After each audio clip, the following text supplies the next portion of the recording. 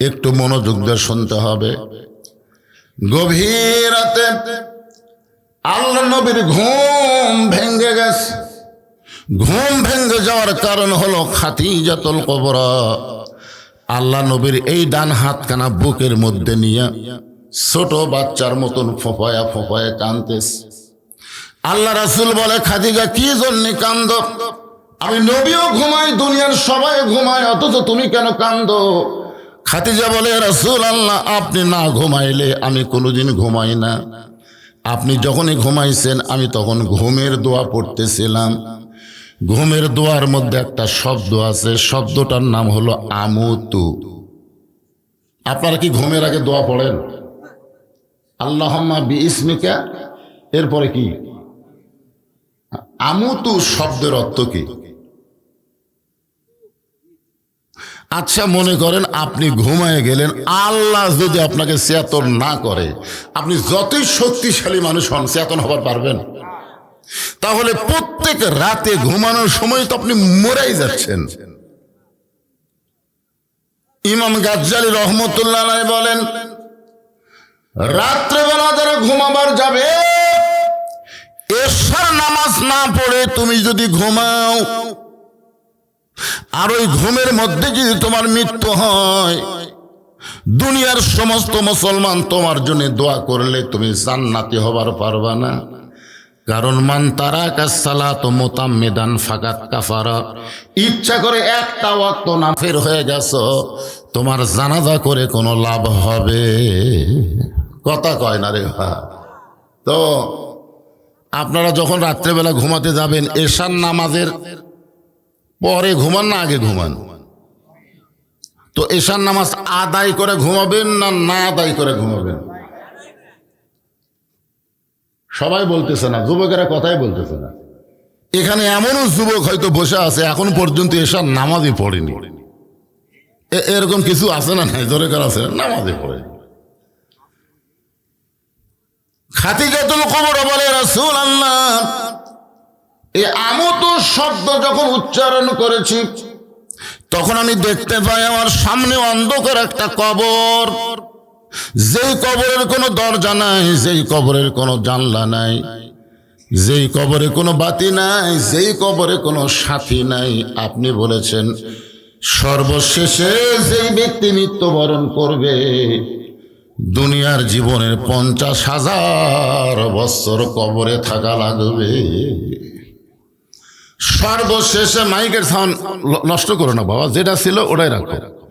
সর্বশেষে যেই ব্যক্তি মৃত্যুবরণ করবে, এই দুনিয়ার জীবনের 50,000 বছর, জোরে বলেন কত হাজার? যেই বাড়িতে আপনি আছেন এই বাড়ির জানলা আছে, দরজা আছে, সবই আছে, এই বাড়িতে থাকার কোনো গ্যারান্টি আছে? কিন্তু যেই কবরে আমরা সবাই যাব, সেই কবরের কোনো দরজা নাই, জানলা নাই, সাথী নাই, বাতি নাই, অন্ধকার কবরে 50,000 বছর আমি কেমনে থাকবো? এই চিন্তায় ঘুমাবার পারতেছি না, আমার চোখ দিয়ে দর দর করে পানি পড়তেছে।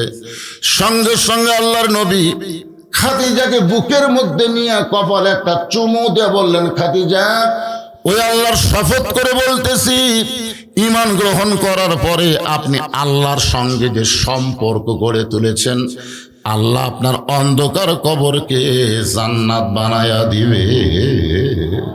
সবাই সুবহানাল্লাহ বলেন। আচ্ছা, কবর যদি জান্নাতি হয়ে যায় তাহলে 50,000 বছর কি আর 1,00,000 বছর কি? কোনো চিন্তা আছে? দরকার কোনো চিন্তা আছে? মাশাআল্লাহ। তাহলে এইখানে আল্লাহ নবী একটা মারাত্মক কথা বলেছেন। সেই কথা হলো, ঈমান গ্রহণ করার পরে আপনি আল্লাহর সঙ্গে যে সম্পর্ক গড়ে তুলেছেন, এই সম্পর্কের কারণে আল্লাহ আপনার কবর জান্নাত বানায় দিবে। তাহলে আমাদের সকলের ঈমান আছে না নাই? সবাই বলল না। যাই বলবি না তাই বেঈমান হবি রে। কি আল্লাহ আপনাকে জবান দেয়নি? আমাদের সকলের ঈমান আছে না নাই? তাহলে ঈমান গ্রহণ করার পরে আল্লাহর সঙ্গে সম্পর্ক রাখতে গেলে যেই আমলটা করতেই হবে, না করলে ঈমান থাকবে না। আপনারা বলেন তো সেই আমলের নাম কি? সবাই বললেন না। আল্লাহ রাসূল 4টা হাদিস। 1 নম্বর কথা হচ্ছে লা সালাতা লা ঈমানা, যার নামাজ নাই তার ঈমান নাই। লা সালাতা লা দীনা, যার নামাজ নাই তার কোনো ধর্মই নাই। বাইনাল আবদি ওয়াল কুফরি তরকুস সালাত, বান্দার কাফেরের মধ্যে পৃথক করার জিনিসটার নামই হলো নামাজ। এখানে যারা তবারক পাক করতেছে, যারা মাহফিল করতেছে, হুজুর এত কষ্ট করে মাহফিল করলাম, খোঁজলা দেখেন তাদের মধ্যেও 2-1 জন নামাজ পড়ে নাই। ঠিক আসতে কনকার ভাইরে, ওই সকাল থেকে সন্ধ্যা পর্যন্ত খালি মাহফিলে টেনশন করতেছে, কিন্তু এরই মধ্যে যদি ওর মৃত্যু হয়ে যায় আর বেনামাজ অবস্থায় যদি মারা যায়, একটু মনোযোগ দিয়ে শুনবেন। খাদিজা বলতেছে, ইয়া রাসূলুল্লাহ, আপনি যখন আমাকে বললেন আল্লাহর সঙ্গে সম্পর্ক করার কারণে আল্লাহ আমার কবরকে জান্নাত বানায় দিবে, এই কথা আমার বিশ্বাস হয়েছে, কিন্তু আপনার কাছে যদি আমি কিছু চাই, আল্লাহর নবী সর্বসাকুল্যে বিয়ে করেছেন কয়টা? সবাই কর না কেন? আচ্ছা, নবীর বউ নিয়ে কি আপনাদের মধ্যে সন্দেহ আছে নাকি? আল্লাহর নবী সর্বসাকুল্যে বিয়ে করেছেন 11টা।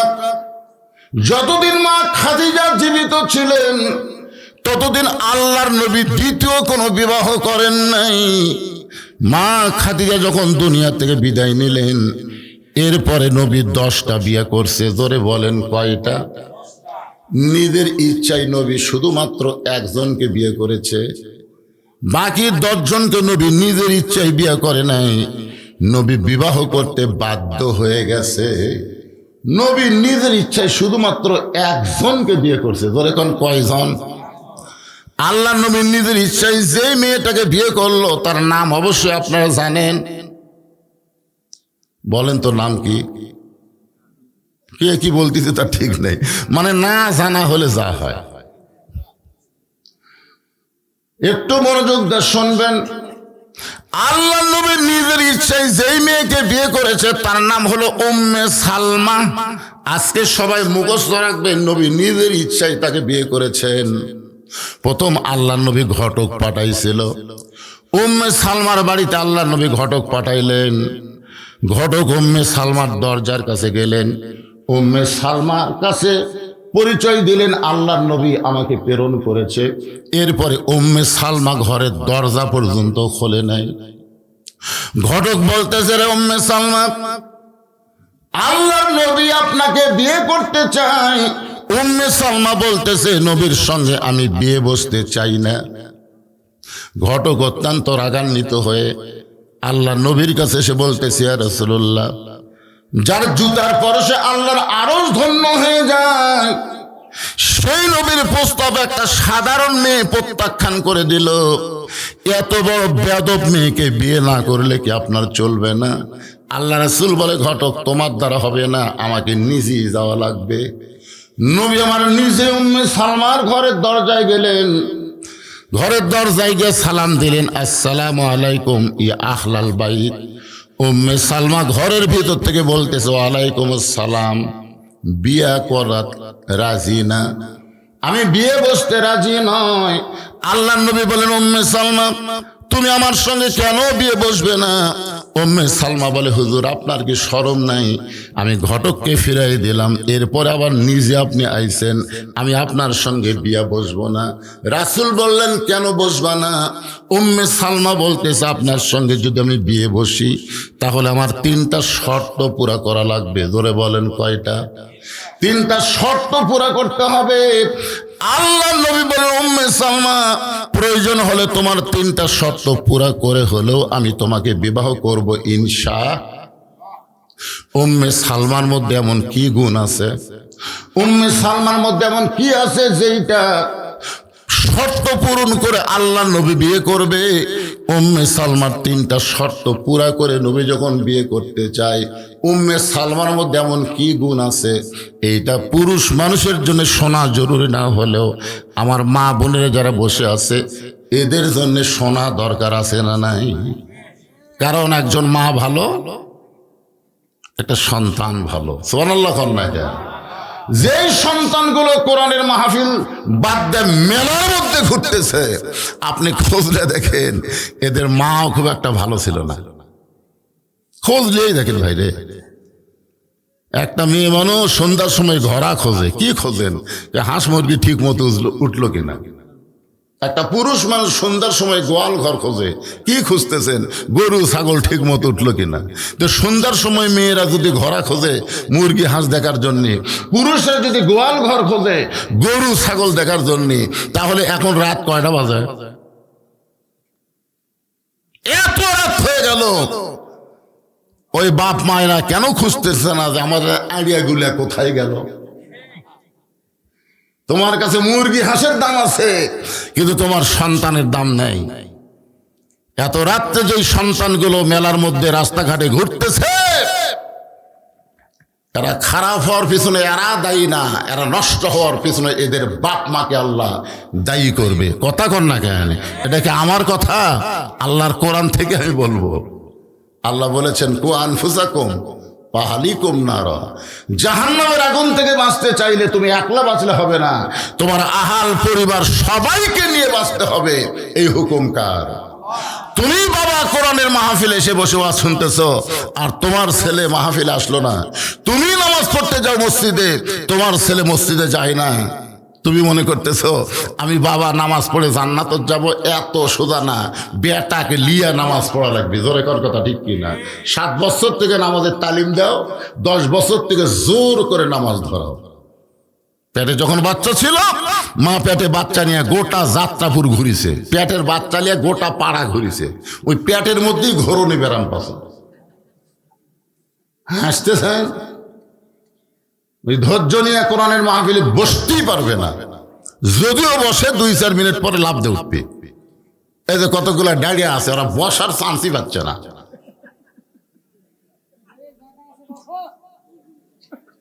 হাসতেছেন কেন? ও যখন মায়ের পেটে ছিল না, কোনো বাড়িতে বেড়াবার গেছে, এক মেয়ে বলতে ভাবি আচ্ছেন বসেন। না ভাই, আমার কাজ আছে। মানে ও পেট উঠলে ওর মা বসেনি, ওই খাড়া হওয়া অবস্থায় বাড়ির থেকে আরেক বাড়িতে গেছে। এই বসবি কোথ থেকে? হুঁশিয়ার গুলো বলতেছে না, যারা দাঁড়িয়ে আছে তারই কথা বলতেছি। ভরে যাবে, জায়গা হবি না, আপনার একটু চাপিয়ে বসেন। আমি যে ডোজ দেওয়া শুরু করছি, আসবি না মানে? হ্যাঁ, একটু চাপে আসেন ভাই, জান একটু চাপে আসেন। আর আমার রাগ করে, হুজুর ভালোই তো মারতেছেন, জায়গাই তো নাই। এই জন্য আপনার একটু সামনে আসেন তো ভাই। খালি যতই চাপাই ততই দরজার লোক বাড়ে রে। ব্যাপার কি রে? আপনাদের ফাঁকা ফাঁকা নেই, শীতের রাত তো, এখন কি গরম পড়ছে তাই? হ্যাঁ, শীত শীত। লাইলাতুল বরাত বাজান, কি রাত রে! আহ আহ, কি রাত আজকে! রাত, রাতের উপরে কিছু বরকত ফজিলতের ওয়াজ করবো তো, একটু চাপে আসেন, চাপে আসেন। শর্ট থাকা লাগবে তো, এবারে শর্ট আছে। এই দেখো ওটার পারি, এটা একটা শর্ট বিষয় দাও তো বাবা, মুকেশ কুমার দাও। সামনে পিছনে আপনারা উঁচে বসলেন কেন? না ঠিক আছে, থাকেন, অসুবিধা নেই। আপনারা যদি বলেন হুজুর আপনিও তো উঁচে বসছেন, আপনি হল, আমি হলাম উঁচাত বসা বক্তা, এরা উঁচাত বসা শ্রোতা, লেভেল ঠিক আছে। হ্যাঁ, একটু মহব্বত না, জিকির করে আবার আলোচনা শুরু। লা ইলাহা ইল্লাল্লাহ, জোরে লা ইলাহা ইল্লাল্লাহ, লা ইলাহা ইল্লাল্লাহ, লা ইলাহা ইল্লাল্লাহ, লা ইলাহা ইল্লাল্লাহ, লা ইলাহা ইল্লাল্লাহ, লা ইলাহা, লা ইলাহা ইল্লাল্লাহ, মুহাম্মাদুর রাসূলুল্লাহ। সকলে বলবো সাল্লাল্লাহু আলাইহি ওয়াসাল্লাম। যতবার নবীর নাম উচ্চারণ করব, আবার কেউ যদি বলে আমি যদি শুনবো, সঙ্গে সঙ্গে নবীর প্রতি দরুদ পড়া লাগবেই। এই জন্যে যখনই মোহাম্মদ রাসূলুল্লাহ বলবো বা শুনবো, আমরা কি বলবো? সাল্লাল্লাহু আলাইহি ওয়াসাল্লাম। খাদিজা বলতেছে, ইয়া রাসূলুল্লাহ, আপনার কথা আমার বিশ্বাস হয়, কিন্তু আপনার কাছে যদি আমি কিছু চাই, সঙ্গে সঙ্গে নবী বললেন নাউজুবিল্লাহ, নাউজুবিল্লাহ, নাউজুবিল্লাহ। তিনবার নবী নাউজুবিল্লাহ বললেন। এই নাউজুবিল্লাহ বলার পেছনে কারণ হলো ঈমান গ্রহণ করার পরে আল্লাহ ছাড়া অন্য কারো কাছে চাওয়া যাবে। এ কথাটা আসতে বললেন কেন? আল্লাহ ছাড়া অন্য কারো কাছে যদি চান, তাহলে আজকের রাতে আল্লাহ আপনাকে উপর রহমত বর্ষণ করবে না। আল্লাহ ছাড়া অন্য কারো কাছে যারা চায়, এরা কি মুমিন না মুশরিক? কথা কয় না। আপনাকে রানীনগর কি এরকম গ্রুপ আছে? আমার দয়াল বাবার দরবারেতে কেউ ফিরে না খালি হাতে। কি দয়াল বাবার গ্রুপ আছে? আছে আছে। আল্লাহর ধন নবীরে দিয়া এই যে সামনে পাড়িয়ে দিল ভাই, কে পিছনের লোকের আসে সামনে বসো, কি করবে এখন? হ্যাঁ, পিছনের গুলো সব সামনে আসো। সামনে বসার একটা মজাই আলাদা। সামনে কাতারের ফজিলত কম না বেশি? কিন্তু সবাই আসবার চায় না কেন? হ্যাঁ, এই সবাই কেন আসবার চায় না সামনে কাতারে? যদি সামনে কাতারে যায় আর সালাম ফিরানোর পরে মুসুলের সুন্নত নফল শুরু করে দেয়, আমার বার হওয়া খুবই কঠিন হবে ভাই। এই জন্য নামাজ যারা ফাঁকি দিবে, অবশ্য নামাজ পড়বে, তারা আসবে সবার শেষে, যাবে সবার আগে। ধরে কোন কথা ঠিক কি না? হ্যাঁ হ্যাঁ। কি বুঝলেন? আল্লাহর ধন নবীরে দিয়া আল্লাহ আছে গায়েব হইয়া, নবীর ধন খাজা নিয়া শুয়ে আছে আজমিরে, কেউ ফেরে না খালি হাতে, খাজা তোমার দরবারেতে।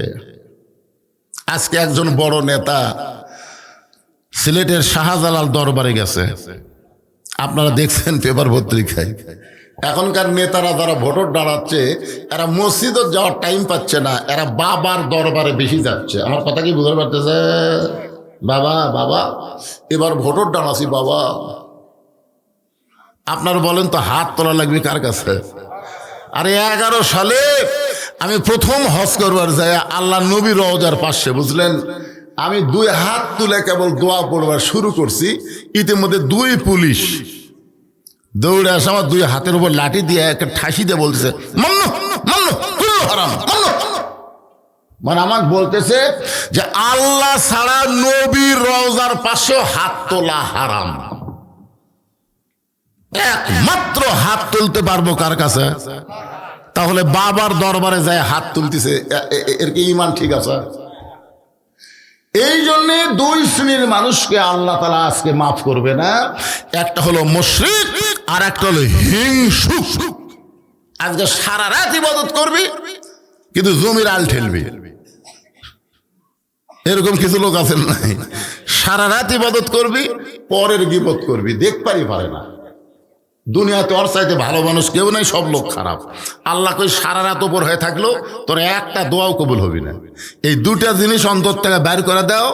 একটা হলো মুশরিক, একটা হলো মুশাহিদ, একটা হলো শিরক, আর একটা হলো হিংসা বিদ্বেষ।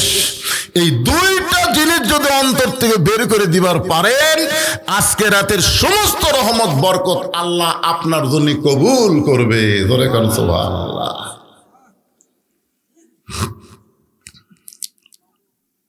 একটু মনোযোগ দিয়ে শুনবেন। আল্লাহ রাসূল বললেন, খাদিজা, আল্লাহ ছাড়া অন্য কারো কাছে চাওয়া জায়েজ। খাদিজা বললেন, ইয়া রাসূলুল্লাহ, আমি আপনার কাছে যা চাইবো তা যদি আল্লাহর না থাকে, তাহলে আল্লাহ কেমনে দিবে? আপনারা বলেন তো, আল্লাহর নাই এই কথা বলা যাবে? আল্লাহর সব আছে, তাহলে সূরা ইখলাস আপনারা পড়েননি। সূরা ইখলাস যে সূরা পড়লে, একবার পড়লে 10 পারা কোরআন পড়ার সওয়াব পাওয়া যায়। 3 বার যদি আপনি পড়েন, আল্লাহ খুশি হয়ে আপনাকে 30 পারা কোরআনের সওয়াব দিবে। সেই সূরা ইখলাসের মধ্যে আল্লাহর কি নাই কি আছে সব আল্লাহ বলে দিয়েছেন। আমার সঙ্গে 10 পারা সওয়াবের নিয়তে সবাই পড়েন, কুল হু আল্লাহু আহাদ আল্লাহুস সামাদ লাম ইয়ালিদ ওয়া লাম ইউলাদ ওয়া লাম ইয়াকুল লাহু কুফুয়ান আহাদ। আপনার বলুন তো, এই সূরার মধ্যে আল্লাহর কি নাই? আল্লাহর বউ। এবার আমি যেই বলবো আল্লাহর বউ, আপনারা নাই করতে পারবেন না। আল্লাহর বাপ মা সন্তান, তাহলে অনেক কিছুই তো আল্লাহর নাই। একবার মুসা বলতেছিল, আল্লাহ আমার যা আছে তোমার তা নাই। আল্লাহ বলে, মুসা তোমার এমন কি আছে আমি আল্লাহর নাই? মুসা বলতেছে, আল্লাহ আমার মৃত্যু আছে কিন্তু আপনার মৃত্যু নেই। তার মানে বোঝা গেল অনেক কিছু আল্লাহর নাই। খাদিজা বলে, রাসূলুল্লাহ আমি আপনার কাছে যা চাবো তা যদি আল্লাহর না থাকে তাহলে আল্লাহ কেমনে দিবে? সঙ্গে সঙ্গে নবী চমকে উঠছে, চুম করে বলতেছে, ওগো বিবি আমার আল্লাহর কি নাই যেইটা আমার আছে? খাদিজা বলে, হুজুর মনে করেন আপনার সঙ্গে আমার বিয়া হয়নি, মনে করেন আপনার সঙ্গে আমার বিয়ে হয় নাই, গভীর রাত্রে আমি আল্লাহর কাছে 2 হাত তুলে কাঁদতেছি আর বলতেছি, আল্লাহ খাদিজার পেটে একটা সন্তান দাও, খাদিজার পেটে একটা সন্তান দাও। আপনি বলেন তো আমার পেটে কি আল্লাহ সন্তান দিবে? রাসূল বললেন, আল্লাহ দিবার পারবে কিন্তু দিবে না। আল্লাহ দিবার পারবে কিন্তু দিবে কেন দিবে না? একজনকে আল্লাহ দিছিল, যার নাম হলো মরিয়ম। জোরে বলেন নাম কি? মরিয়মের পেটে আল্লাহ একটা সন্তান দিয়েছিল বাবা ছাড়া। এই সন্তান যখন দুনিয়াতে ভূমিষ্ঠ হলো, আল্লাহর একজন মস্ত বড় নবী জাকারিয়া, যিনি মরিয়মের আপন খালু ছিল, তাকে তারা সন্দেহ করে মারপিট শুরু করে দিল। জাকারিয়া নবী এক সময় বিরক্ত হয়ে বলল, আল্লাহ কাম করলা তুমি, আর পিটন খাচ্ছি আমি। আল্লাহ বলেন, জাকারিয়া শোনো, কিয়ামত পর্যন্ত পুরুষের স্পর্শ ছাড়া নারীর পেটে আর বাচ্চা হবে না। আমি আদম আলাইহিস সালামকে বাপ মা ছাড়া দুনিয়াতে প্রেরণ করলাম, আর ঈসাকে বাবা ছাড়া দুনিয়াতে প্রেরণ করে বুঝাই দিলাম আমি আল্লাহ সব পারি। কিন্তু এখন কিয়ামত পর্যন্ত পুরুষের স্পর্শ ছাড়া কোনো স্বামীর পেটে আর বাচ্চা আসবে? আল্লাহ নবী বললেন, খাদিজা আপনি কি চান একটু স্পষ্ট করে বলেন। খাদিজা বলে, রাসূলুল্লাহ সর্বসাকুল্য আপনার কাছে আমার 3টা চাহিদা। 1 নম্বর চাহিদা হলো গাড়ি হীরার মধ্যে আপনি 3 বছর সাধনা করার পরে আল্লাহ তাআলা কোরআনের 5টা আয়াত আপনার উপর নাজিল করেছে। এই কোরআনের দিকে একটু তাকায় দেখেন ভাই, কোরআন শুধু আমরা ওয়াজ শুনবো না, আল্লাহর কোরআন বাস্তবে বাংলাদেশে আমরা দেখতে চাই। জোরে কোন কথা ঠিক কিনা? এখন আমাদের একটা স্লোগান হবে, সব দেখা হলো শেষ, আগামীতে দেখবো আল্লাহর কোরআনের বাংলাদেশ। না খালি শুনাই যাবেন। আবু জেহেল কি কম শুনেছে নাকি? আপনাকে চাইতে কষ্ট করে শুনছে, আপনার তো বসে শুনতেছেন, ওই দাঁড়িয়ে দাঁড়িয়ে শুনেছে জানেন। সারা রাত কোরআন তেলাওয়াত শুনেন, সকালবেলা আবু জেহেল মুখ ফসকে বলে ফেলেছে, এত সুন্দর কোরআনের বাণী রাতটা কোন দিক দিয়ে গেল আমি বুঝবারই পারিনি। আবু সুফিয়ান বলে, নেতা যেই কোরআন শুনতে সারা রাত কোন দিক দিয়ে যায় বোঝা যায় না, সেই কোরআন ধরলে অসুবিধা কি? শুনলেই যদি এত মজা হয় তাহলে কোরআন ধরাতে অসুবিধা কি? আবু জেহেল বলতেছে, এই কোরআনকে যদি গ্রহণ করি তাহলে আমার ভুয়া নেতৃত্ব চলবে না, কারণ আসল নেতা হয়ে যাবে আব্দুল্লাহর এতিম পোলা। আমাদের বাংলাদেশে ভুয়া নেতৃত্ব আছে না নাই? এই জোরে কোন আছে না নাই? কে ভাই এই সামনে জায়গা ফাঁকা তুলেন কে আপনারা? এই যে মুরব্বী উঠে আসে বসে, একটু 2 চুপিয়ালা হুজুর তোমাকে চোখে পড়ে না? দেখছেন একটা মুরব্বী মানুষ,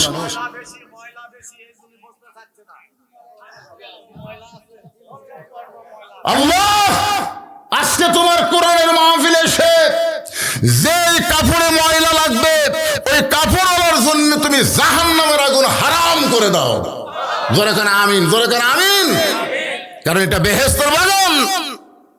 ময়লাই যদি লাগে কি হয়েছে?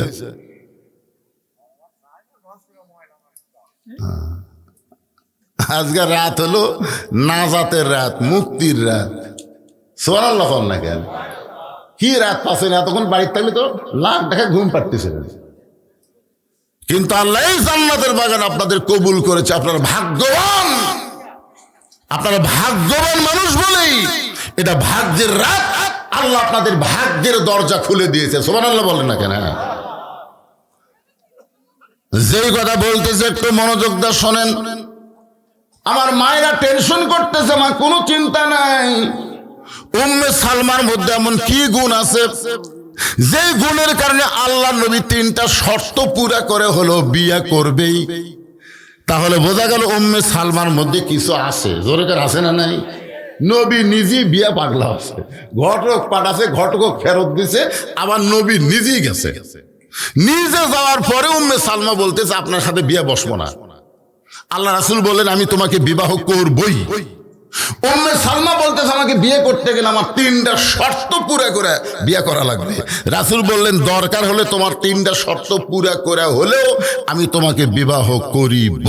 তার মানে বোঝা গেল কিছু আছে। জোরে করে আছে না নাই?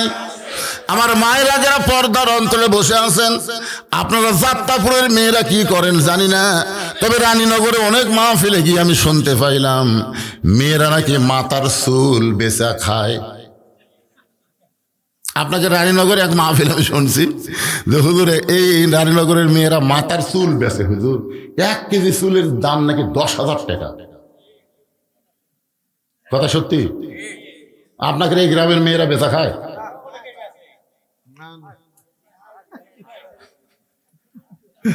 আমার ভাই বলতে না না নিজের গ্রামে দুর্নাম করবে। আপনি থাকেন না তো বুঝবেন কি?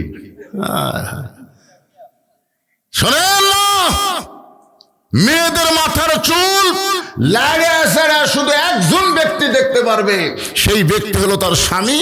হুন্না লিবাসুল্লাকুম ওয়া আনতুম লিবাসুল্লাহুন্না। স্বামী ছাড়া মেয়েদের মাথার চুল লাড়া ছাড়া কেউ দেখতে পারবি না।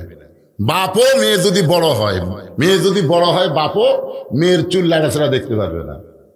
আর কতগুলো বাপ বেটা বিয়ে করবার যায়, বেটার বিয়ে হবি কি হবি না তার আগেই চুল লাড়ে। চুল লড়ে, দেখি তো মা তোমার চুল, দেখি তো মা এটা তোর কোন পক্ষের মারে, দেখি তো মা তোমার হাত, দেখি তো মা এরকম হাত নিয়ে টিপে টিপে সারা টিপে টিপে বুড়ে লুচ্চা হয়ে গেছে। 19টা মেয়ে দেখছে, বিয়ে করাচ্ছে না। কে রে এতগুলো মেয়ে দেখা লাগবে কেন? আমার মায়েরা শোনেন, ভাই বোন যদি যুবতী হয়, ভাইও বোনের মাথার চুল লাড়তে পারবে না। শুধু একজনে মাথার চুল লাড়ে চেড়ে দেখতে পারে, সে হলো তার স্বামী। ধরে কোন সে কে?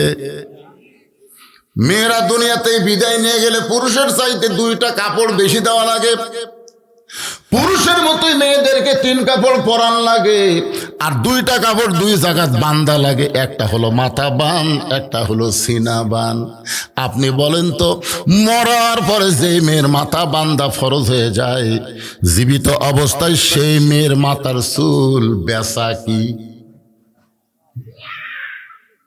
আমার মায়েরা খালি শুনতেছে আর চিন্তা করতেছে, এটা মনে হয় কি হুজুরের কানত দিছে। আমার মায়েরা শোনেন, উম্মে সালমার মধ্যে এমন কি গুণ আছে যেই গুণ থাকার কারণে নবী শর্ত পুরো করে হলেও তাকে বিবাহ করবে। একটু ধৈর্য নিয়ে বসেন মা। খাদিজা বলতেছে ইয়া রাসূলুল্লাহ, আপনার কাছে আমার 1 নম্বর চাহিদা হলো ওই গারে হীরার মধ্যে আপনি 3 বছর সাধনা করেছেন। সাধনা করার পরে ফেরেশতা জিবরাইল আল্লাহর কোরআনের 5টা আয়াত নিয়ে আপনার কাছে আসলো। আপনি যখন কোরআন তেলাওয়াত করতে পারতেছিলেন না, ফেরেশতা জিবরাইল আপনাকে বুকের মধ্যে, এরপরে 5টা আয়াত নাজিল হলো। আপনি ওই যে গারে হীরা থেকে চলে আসলেন, আর কোনোদিন আপনি গারে হীরায় কোনোদিন গেলেন না। ওগো নবী, আমি খেয়াল করে দেখেছি আপনি যেই জুব্বা পরা অবস্থায় ফেরেশতা জিবরাইল আপনাকে কোলাকুলি করলো, আপনার উপর কোরআনের 5টা আয়াত আল্লাহ নাজিল করলো, ওই জুব্বাটা আপনি যত্ন করে রাইখা দিয়েছেন। আমি মাঝে মাঝে খাদিজা তাকায় দেখি আপনি জুব্বাটা বের করেন, জুব্বাই সুমা খান, আবার জুব্বা যত্ন করে রাইখা দেন। আমার বড় লোক, আমি খাদিজা যখন মরে যাব ওই জুব্বাটা আমার কাফনের কাপড় হিসাবে দিয়া দিবে।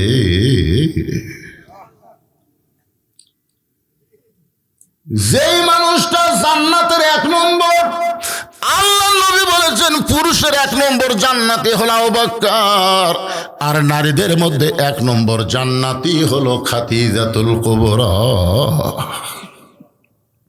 সেই মানুষটা অন্ধকার কবরকে কেমন স্মরণ করে।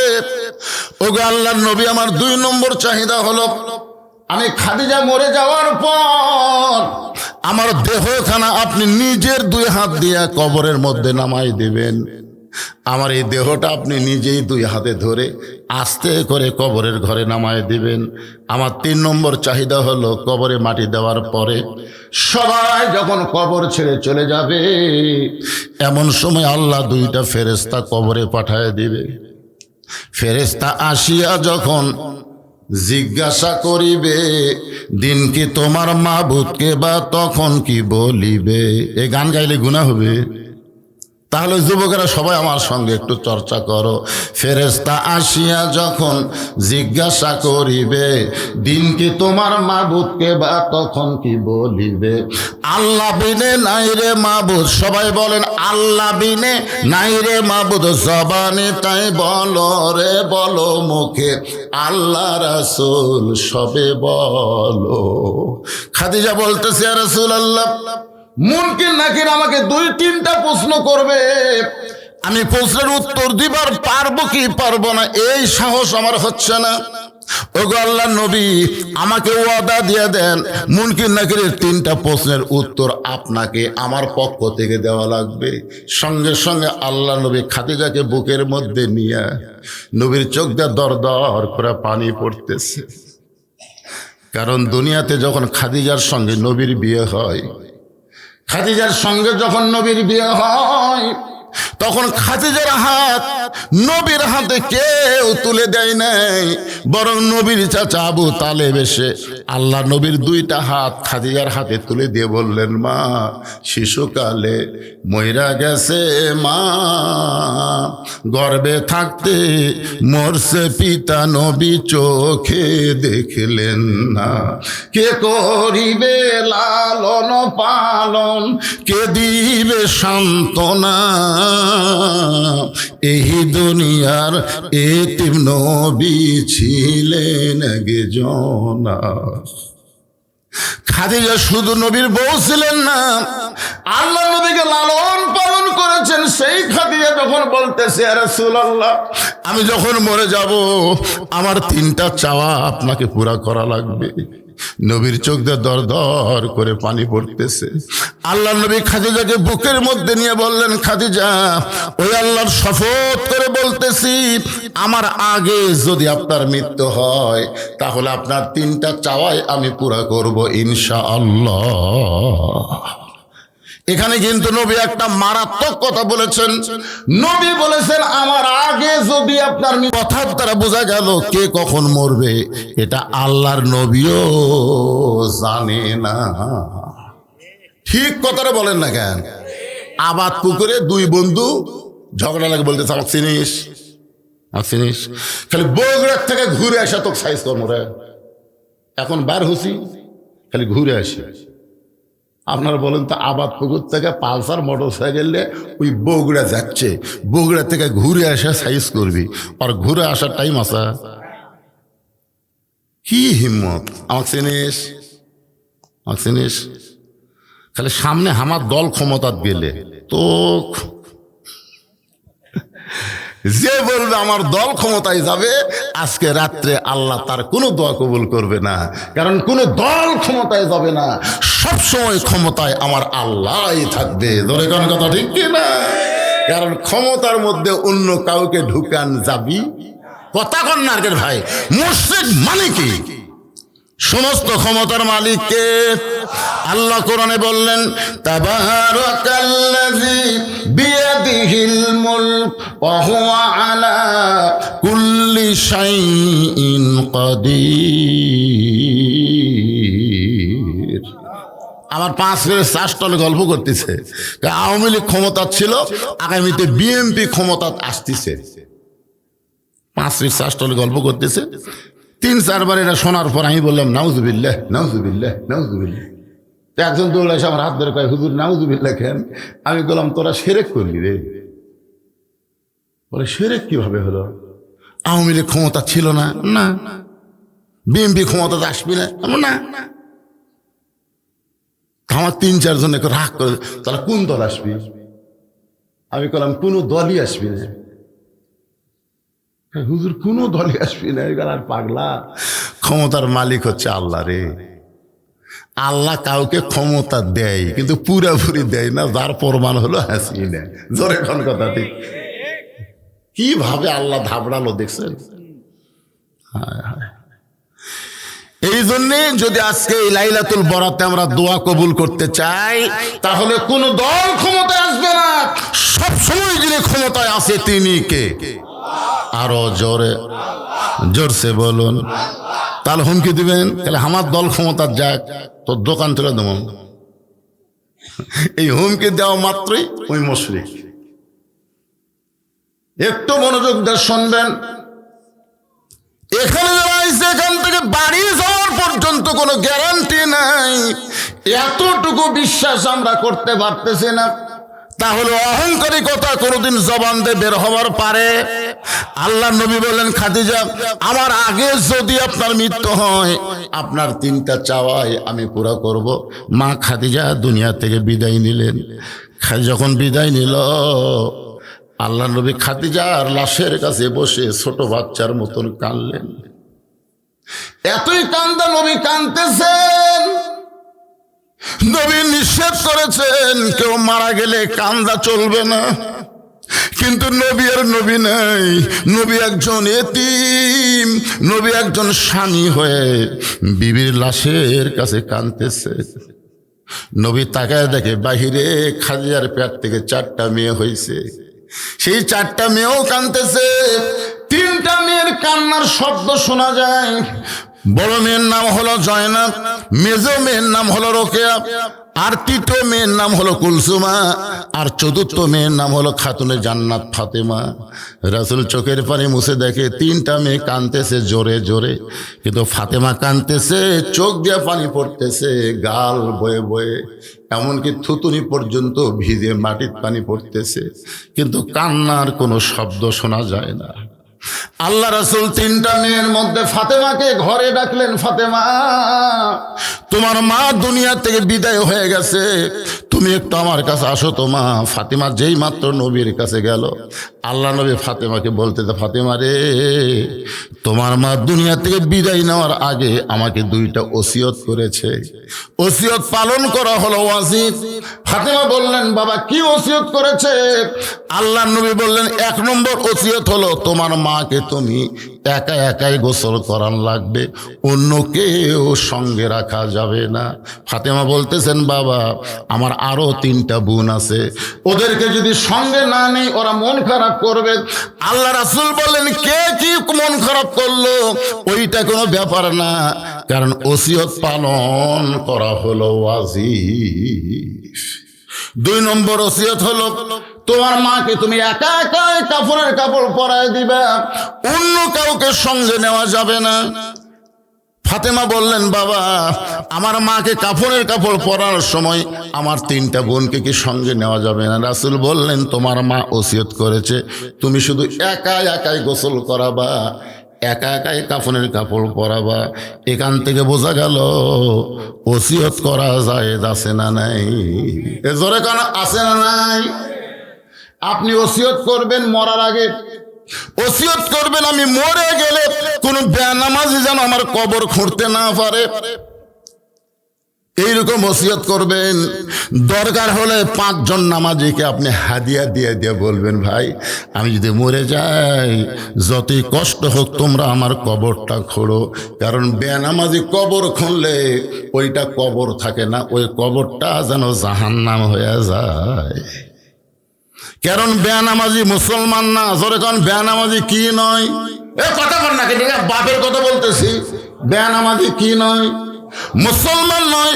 আমাদের এলাকায় দেখেছি কেউ মরে গেলে ওরাই 5 জন, গোটা এলাকার মধ্যে যত কবর খুঁড়বে ওরা 5 জন চুক্তি নিছে। কেউ মরে গেলে এসে কয় আমার বাপ মরছে, কয় আগে 5 প্যাকেট সিগারেট দে। 5 জনক 5 প্যাকেট সিগারেট দিছে।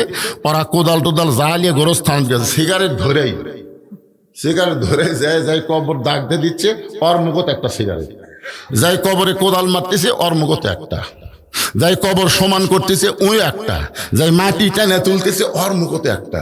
যাই বসে থাকা গোয়েন্দারি করতেছে, এই কবর দেখা হচ্ছে ওই একটা।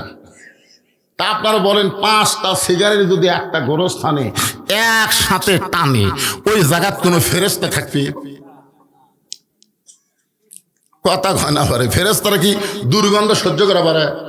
তো গোরস্থানের সব ফেরেশতা রাস্তার যা খাড়া আছে। আল্লাহ বলতে চাই ফেরেশতাই গোরস্থান বাদ রাস্তার কেন? আল্লাহ যে হারে ভিড় টানতেছে, এই দুর্গন্ধ তো আমরা থাকতে পারতেছি না। এখন চিন্তা করেন 5 প্যাকেট সিগারেট খাতে খাতে কবর খোঁড়া শেষ। কবর খোঁড়া শেষ আছে, কিন্তু কবর এলাকার থেকে বিড়ির গন্ধ কি শেষ? কারণ যে লোক বিড়ি খায় তার কাপড়ও গন্ধায়। যে লোক বিড়ি খায় ওই যে ঘরত থাকে ও ঘরও গন্ধ। যে লোক বিড়ি খায় ওর বালুসও গন্ধ, খেতা গন্ধ, কম্বল গন্ধ। আর এখন 5 প্যাকেট সিগারেট খেয়ে কবর খড়িছে, ওই মাটির মধ্যে সিগারেটের পাশা পড়ে আছে, ওই কাঁচা মাটির মধ্যে ধোঁয়া ছেড়ে দিছে, তখন ওই মাটির কাঁচা মাটির মধ্যে গন্ধ আটকে লিছে। এখন কবরে মাটি দিয়ে সবাই যখন চলে গেছে, মুনকির নাকি তো এখন ঢুক পেরছে কেরে বিড়ি বিড়ি গন্ধ। এখন আল্লাহর হুকুম ঢোকা লাগবি। আল্লাহর হুকুম কি ঢোকা লাগবি? ওরা 2 জন নাক ধরে ঢুকিছে, নাক ধরে ঢুকে ওর চুল ধরে টানে তুল। তখন বলতেছে, ভাই আপনারা কারা? ভাই আমরা মুনকির। তুই মুনকির নাকি প্রশ্ন বাদ ঢাকটা শয়তান, কোন বিয়ে খোর তোর কবর খুললো? দুনিয়ার একটা বাড়ি, যেই বাড়িতে থাকতে পারবি না, সেই বাড়ি যদি ভালো মিস্ত্রি দিয়ে তৈরি করে নেস, 2তলা 3তলা বাড়ি, ভালো মিস্ত্রি না করলে বাড়ি ফাটন ধরবে। দুনিয়ার বাড়ি থাকা যাবে না, সেই বাড়ির জন্য ভালো মিস্ত্রি খুঁজিস। আর যেই কবরে 50,000 বছর থাকা লাগবে, সেই কবরের বাড়ি বানানোর জন্য তোর ভালো মিস্ত্রি চোখত পড়েনি কি? এই জন্যে মরে গেলে যাই তাই যেন গোসল না করায়। কোন ব্যক্তি যখন মারা যাবে, মসজিদের মুয়াজ্জিনকে আপনারা 3,000 টাকা হাদিয়া দিবেন, 5,000 টাকা হাদিয়া দিবেন। হাদিয়া দিয়ে আপনার বাপকে, আপনার দাদাকে গোসল করায় নেবেন, বা আপনিও মরার আগে মুয়াজ্জিন সাহেবকে হাদিয়া দিয়ে বলবেন, কারণ আপনাদের গ্রামে যত মানুষ আছে, সমস্ত মানুষের চাইতে উত্তম মানুষ হলো মসজিদের মুয়াজ্জিন। ঠিক করলেও ঠিক, না করলেও ঠিক। মুয়াজ্জিন থেকে পছন্দ হচ্ছে না। আল্লাহ রাসূল বেলালকে কাছে ডাকতে বললেন, বেলাল, আমি যখন লাইলাতুল মিরাজে জান্নাতের মধ্যে ঢুকতেছিলাম, আমি জান্নাতে ঢোকার পরে আমার বাম সাইডে খড়ম পা দিয়ে কে যেন জোরে জোরে হেঁটে যায়। আমি নবী চমকে গিয়ে বললাম, জিবরাইল, যেই জান্নাত এখন পর্যন্ত কেউ দেখে নাই, আমি নবী জান্নাতের মধ্যে ঢুকলাম, কিন্তু আমার বাম সাইড দিয়ে কে হেঁটে হেঁটে যায়? জিবরাইল বলে, নবী গো, আপনি হলেন ইমাম, আর ওইটা হলো মুয়াজ্জিন। আল্লাহ রাসূল মেরাজ করে ফিরে আসার পরে বেলালকে বললেন, বেলাল, ও বেলাল, আমি তোমাকে জান্নাতের মধ্যে দেখলাম, তুমি আছো মক্কায়, এখান থেকে জান্নাতে কেমনে গেলে? বেলাল বলে, রাসূলুল্লাহ, আমার একটা আমল হলো, ওযু যাওয়ার সঙ্গে সঙ্গে ওযু করি, অপবিত্র অবস্থায় একটা মুহূর্ত আমি থাকতে পারি না। রাসূল বলে, বেলাল রে, এই আমলের কারণে আল্লাহ তোমাকে ওরা ফায়নালাকা যিকরাক এত সম্মান দিয়েছে। যখন 5 ওয়াক্ত নামাজ কায়েম হয়ে গেল, বেলালকে আল্লাহর পক্ষ থেকে যখন মুয়াজ্জিন করা হলো, একদিন মদিনায় 1000 হাজার হাজার সাহাবীদের মধ্যে আল্লাহ নবী বেলালকে কাছে ডাক দিয়ে বললেন, বেলাল দেখি তুমি আমার একটু কাছে দাঁড়াও। হযরত বেলাল যখন নবীর কাছে দাঁড়াইলো, নবী বলেন, বেলাল রে, আমার চাইতে তোমাকে খাটো দেখা যায়। বেলাল বলে, হুজুর আপনি হলেন ইমাম, আমি হলাম মুয়াজ্জিন, আপনার চাইতে তো আমি খাটো হব। রাসূল বলে, বেলাল এই দুনিয়াতে তুমি ইমামের চাইতে খাটো হলে কি হবে? হাসরের ময়দানে আল্লাহ তাআলা ইমামের চাইতে মুয়াজ্জিনের মাথা উঁচু করে দিবে। শুধু মাথা উঁচু করবে না, আল্লাহ কুদরতি হাত দিয়ে মুয়াজ্জিনের মাথায় একটা নূরের টুপি পরায়া দিবে। তাহলে আপনি মারা গেলে আপনার লাশটা মুয়াজ্জিন গোসল করে দিবে। আপনার 14 গোষ্ঠীর মধ্যে যদি কোনো আলেম না থাকে, তাহলে মসজিদের ইমামকে আপনি বলবেন, হুজুর আমার জানাজার নামাজটা আপনি পড়াবেন। যার পাশে আপনারা 5 ওয়াক্ত নামাজ পড়েন, সে যদি জানাজার নামাজ পড়ায় অসুবিধা আছে? কারণ 5 ওয়াক্ত নামাজ হলো ফরজে আইন, আর জানাজা হলো ফরজে কিফায়া। মসজিদের ইমামকে দিয়া আপনারা জানাজা করে নেবেন, মুয়াজ্জিনকে দিয়ে গোসল করাই নেবেন। আর যারা 5 ওয়াক্ত নামাজ পড়ে তাদের দ্বারা আপনারা কবর খোলা নেবেন।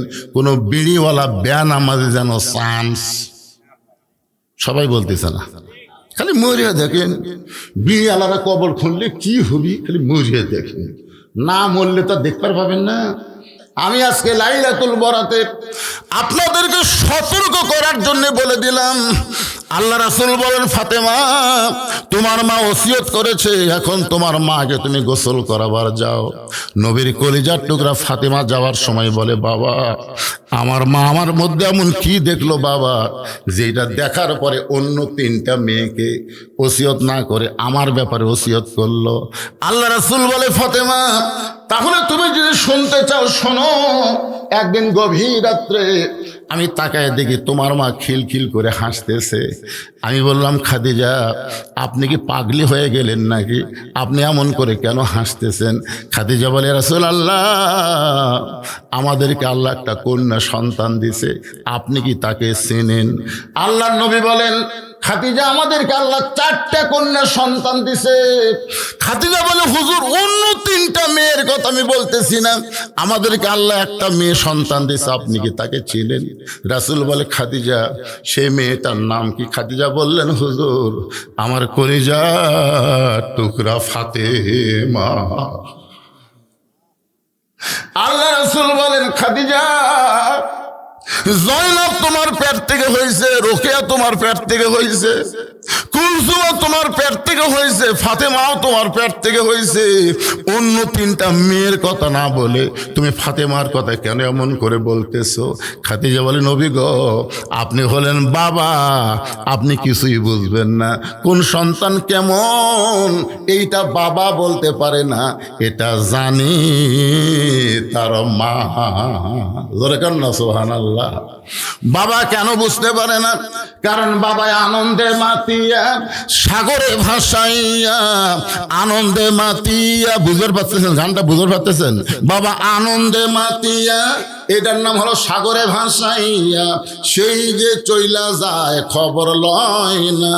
মাজন ধরিয়া উদরে কতই কষ্ট করে, মাজন ধরিয়া উদরে কতই যতন করে, 10 মাস পরে পায় প্রসবের বেদনা। এমন দরদি ভবে কেউ হবে না আমার মা গো। এই যে সামনে রমজান মাস আসতেছে, আবাদ পুকুর কালো পর্দা দিয়ে ভিতরে কাম সারবি। আমাকে এক ছেলে কয়, হুজুর 11 মাস আমার খিদা কম, কিন্তু রোজার চাঁদ উঠলে এতই খিদা লাগে। কোন তো হুজুর কারণ কি? আমি বললাম, তোর মা বেঁচে আছে, এটা আছে, তো মায়ের কাছে যা। তো আর মাও কেমনে জানবে? আরে পাগল তুই এমন কেন হলি, এটা আমি হুজুর জানি না, তো তোর মাও জানো। ওই যাই মা জিজ্ঞেস করছে, মা আমার 11 মাস খিদা কম, রোজার মাসে এত খিদা বেশি কেন? মা বলতেছে, এই সর্বনাশ করছে তোর দাদি।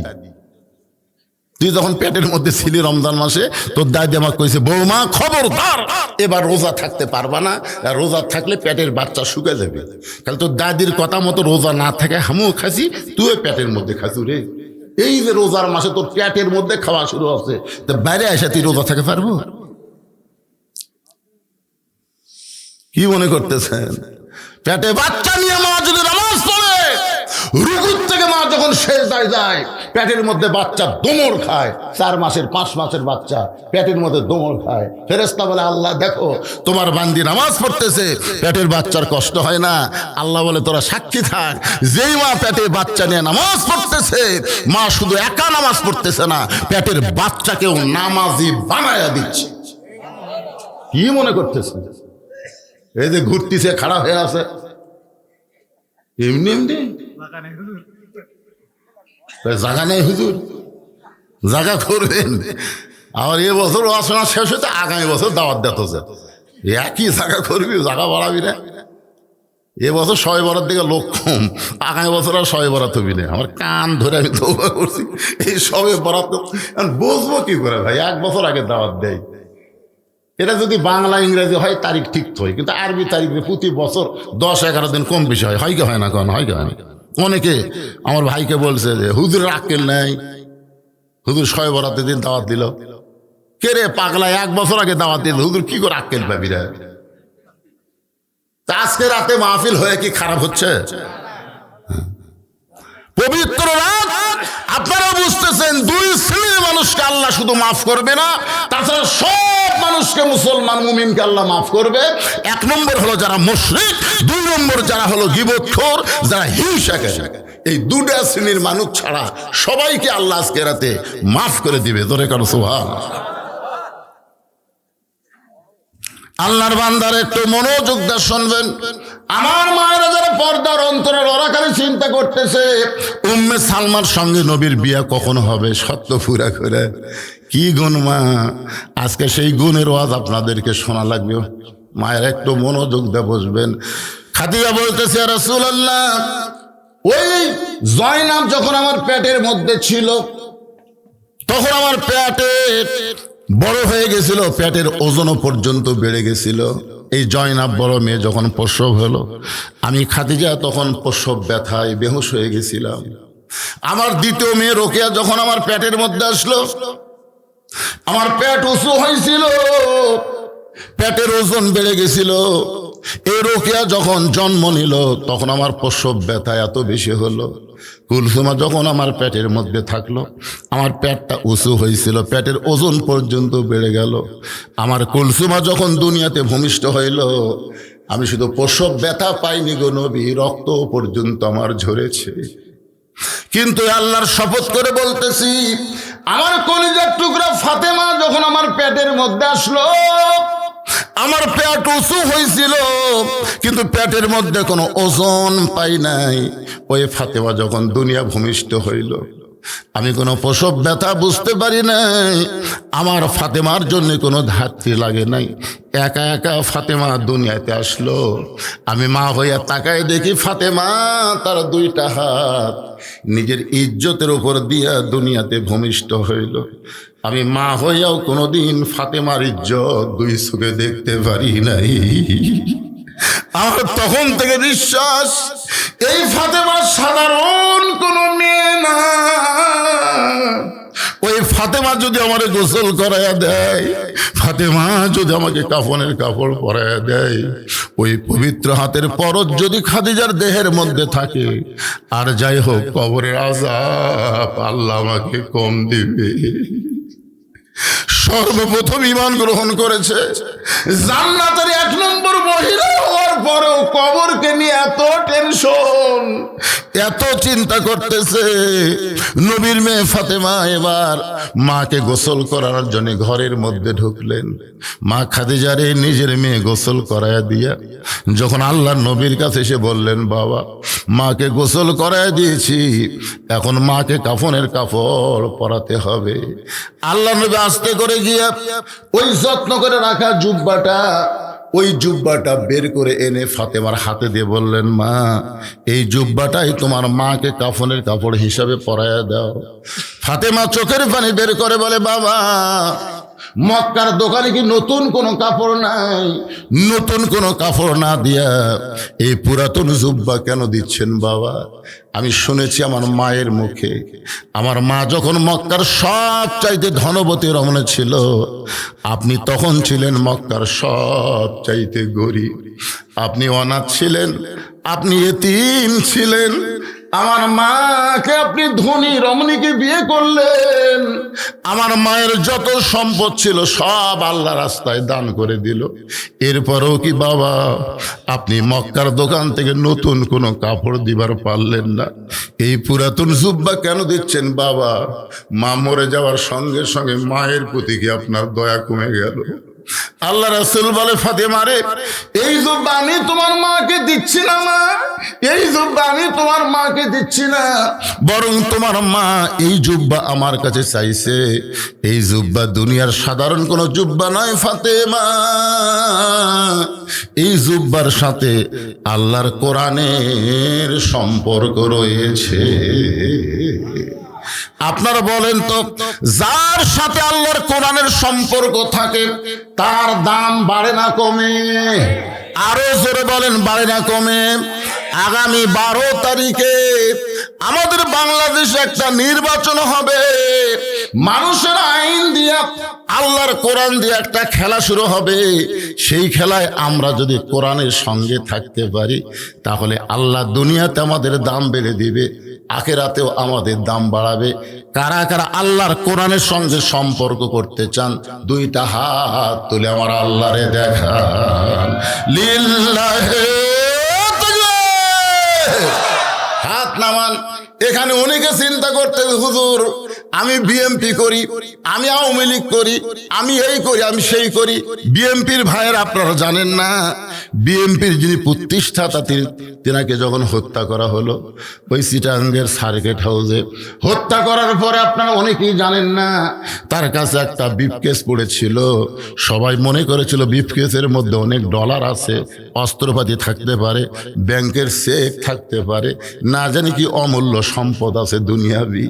এইটা মনে করে চিটাগাঙ্গে ব্রিফকেস খোলে নাই। ওই ব্রিফকেস ঢাকায় নিয়ে এসে যখন খুললো, গোটা ব্রিফকেস খুলে দেখা গেল দুইটা মাত্র জিনিস, একটা হলো জায়নামাজ আর একটা হলো আল্লাহর কোরআন।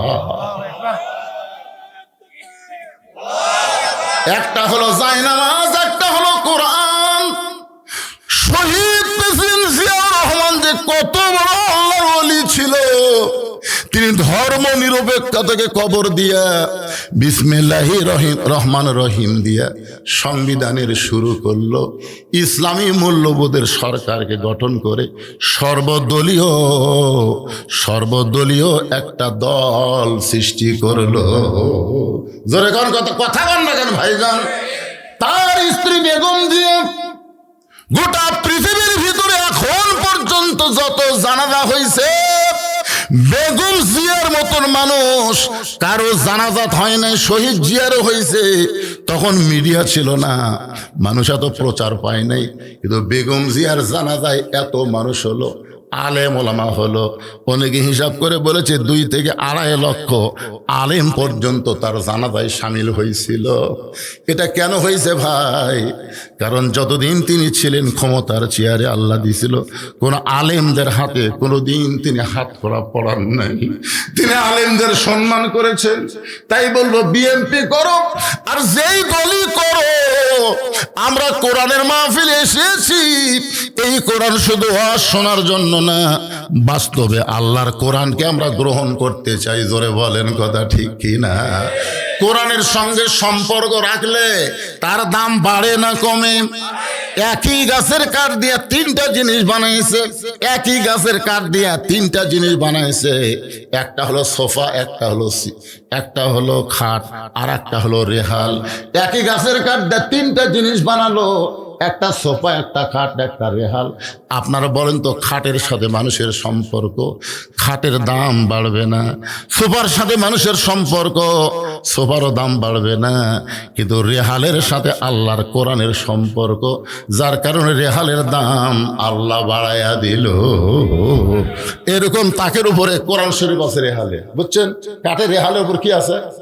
কিন্তু কোরআন শরীফ লিবার যে হঠাৎ ভুল বসে তো রেহাল পায়ের কাছে পড়ছে, ইচ্ছা করে ফালাইনি, ভুল বসত পড়ছে, ওই রেহালক তুলে 3বার চুমা খাচ্ছে। রেহাল বলতেছে, কে রে খাট, এ সোপা, একই গাছের মধ্যেই তো আমরা 3 জন। আমি পায়ের কাছে পড়ে গেছি, আমাক তুলে 3বার চুমা খেলো, তোর কে 2 জনের খবর কি? খাট বলতেছে ভাই আমাকে লাত্তানার জন্যই বানাচ্ছে রে, সোফা বলতেছে আমাকে লাত্তি খাওয়ার জন্যই। তাহলে কি বুঝলেন? মানুষের সাথে সম্পর্ক রাখা যাবে না, মানুষের আইন মানা যাবে না, মানুষের সংবিধান গ্রহণ করা যাবে না, আল্লাহর কোরআনের সাথে সম্পর্ক রাখতে হবে। জোরে বলেন কথা ঠিক? মনে করেন না হুজুর একটা দলের ওয়াজ করতেছে, দলের কিরে আমরা মুসলমান, কথা কন না কেন? আপনাকে এই যাত্রাপুর মসজিদে এই গ্রামে বিএনপি থাকতে পারে, আওয়ামী লীগ থাকতে পারে, জাতীয় পার্টি থাকতে পারে, জামাত থাকতে পারে, তাবলীগ থাকতে পারে না? কিন্তু মুয়াজ্জিন আযান দিলে যারা নামাজ পড়ে তারা কি আলাদা আলাদা মসজিদ খোঁজে না একই মসজিদে যায়? আমি তো নিজের চোখে দেখছি আওয়ামী লীগ, বিএনপি, জাতীয় পার্টি সবাই কাঁধের সাথে কাঁধ মিলাই কাতার সোজা করতেছে। যদি ভুলবশত আওয়ামী লীগ 4 আঙ্গুল সামনে যায়, বিএনপি হাত ধরে টান দেয়। কি কাতার জিনিস না? আপনারা কোন তো কোনোদিন আওয়ামী লীগ রাগ করবে টানবে কেরা? এই জন্য মসজিদের মধ্যে গিয়ে সব দল ভাঙ্গা আমরা যদি এক কাতার হওয়ার পরে আল্লাহর কোরআনের মাহফিলে এসে আমরা সব দল ভাঙ্গা এক দল হবার পারবো না ভাইজান? আবার কি ব্যাকা হয়ে শুনতেছেন নাকি? এতগুলো মরদ মানুষ কথা কয় না, খালি মেয়ে মানুষ শুনবার চলে চিল্লা উঠলো। আমাকে এলাকায় 2 দল মানুষ খুবই আস্তে কথা কয়। এক দল হলো মেয়ে মানুষ, জোরে কথা কইলে পর্দার খেলাপ হয়। আর এক দল হলো চোর, এই চোরেরা জোরে কথা কয় না, ধরা পড়ার ভয়। তা আমার সামনে কি মেয়ে মানুষ আছে? আমার সামনে কি চোর বসে আছে? তাহলে আস্তে কন কেন? এবার একটা স্লোগান দেওয়া লাগবে, দেখি আপনারা কি রকম সাজে আছেন। গলা খাকারে দেন। আগে স্লোগান দেওয়ার আগে আয়াতটা তেলাওয়াত করব, বুঝছেন? আয়াত ছাড়া আবার স্লোগান দিলে কেউ হুজুর এটা পালো কুটি।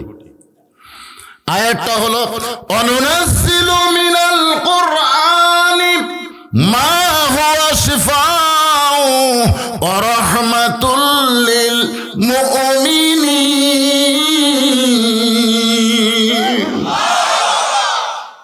এর এখন বাংলা স্লোগান হলো সব সমস্যার সমাধান আপনার বলবেন দিতে পারে আল কোরআন। সব সমস্যার সমাধান এর চাইতে জোরে পারবেন না। কে রে যারা খাড়া হয়ে আছে তোমরা কি দিবা না? তোমরা দিচ্ছ? মাশাআল্লাহ সবাই দিবে। সব সমস্যার সমাধান আল কোরআনের আলো লিল্লাহি তাকবীর সুবহানাল্লাহ। এক তাকবীরে শয়তান এলাকা ছেড়ে চলে গেছে, আর তাকবীর ওয়ালার জন্য আল্লাহ জান্নাতের দরজা খুলে ধরেছে। সালামুন আলাইকুম তিবতুম ফাদখুলুহা খালিদিন। আল্লাহ নবী বললেন, ফাতেমা এই জুব্বা দুনিয়ার সাধারণ কোনো জুব্বা নয় মা, এই জুব্বার সঙ্গে আল্লাহর কোরআনের সম্পর্ক রয়েছে। এই জুব্বা আমি দেইনি মা, তো আমার কাছে চাইছে। ফাতেমার সঙ্গে সঙ্গে জুব্বাখানা নিয়ে এই জুব্বাখানা নিয়ে সামনে সামনে হাঁটতেছে, আর আল্লাহর নবী পিছনে পিছনে হাঁটতেছে। আল্লাহ কোরআনে বলেছেন আমার নবী যখন রাস্তা চলবে তখন নবীর সামনে কেউ যাবার পারবে না। আমার নবী যখন কথা বলবে নবীর কথা শেষ না হলে কেউ নবীর মুখের উপর কথা বলতে পারবে। কথা কয় না কেন? এটাকে আমার কথা না, আল্লাহর কোরআনের কথা। তাহলে ফাতেমার সামনে সামনে, আল্লাহর নবী পিছনে পিছনে হাঁটতেছে। ফাতেমা এই জুব্বা নিয়ে খাদিজার ঘরে ঢোকার জন্য সামনে সামনে, আর নবী পিছনে পিছনে হাঁটতেছে। এখানে কি আল্লাহর নবী ইচ্ছা করে কোরআনের আইনকে অমান্য করলো নাকি? যে মেয়েরে সামনে দিয়া নবী পিছনে পিছনে হাঁটার কারণ হলো একদিন হাজারো সাহাবীর মধ্যে আল্লাহ রাসূল বললেন, তখন হাসান আর হোসাইন নবীর 2 ধারে বসেছিল। নবীর সবসময় 2 ধারে যে 2টা নাতি বসে থাকতো তাদের নাম কি? হাসান হোসেন 2 ধারে বসে আছে।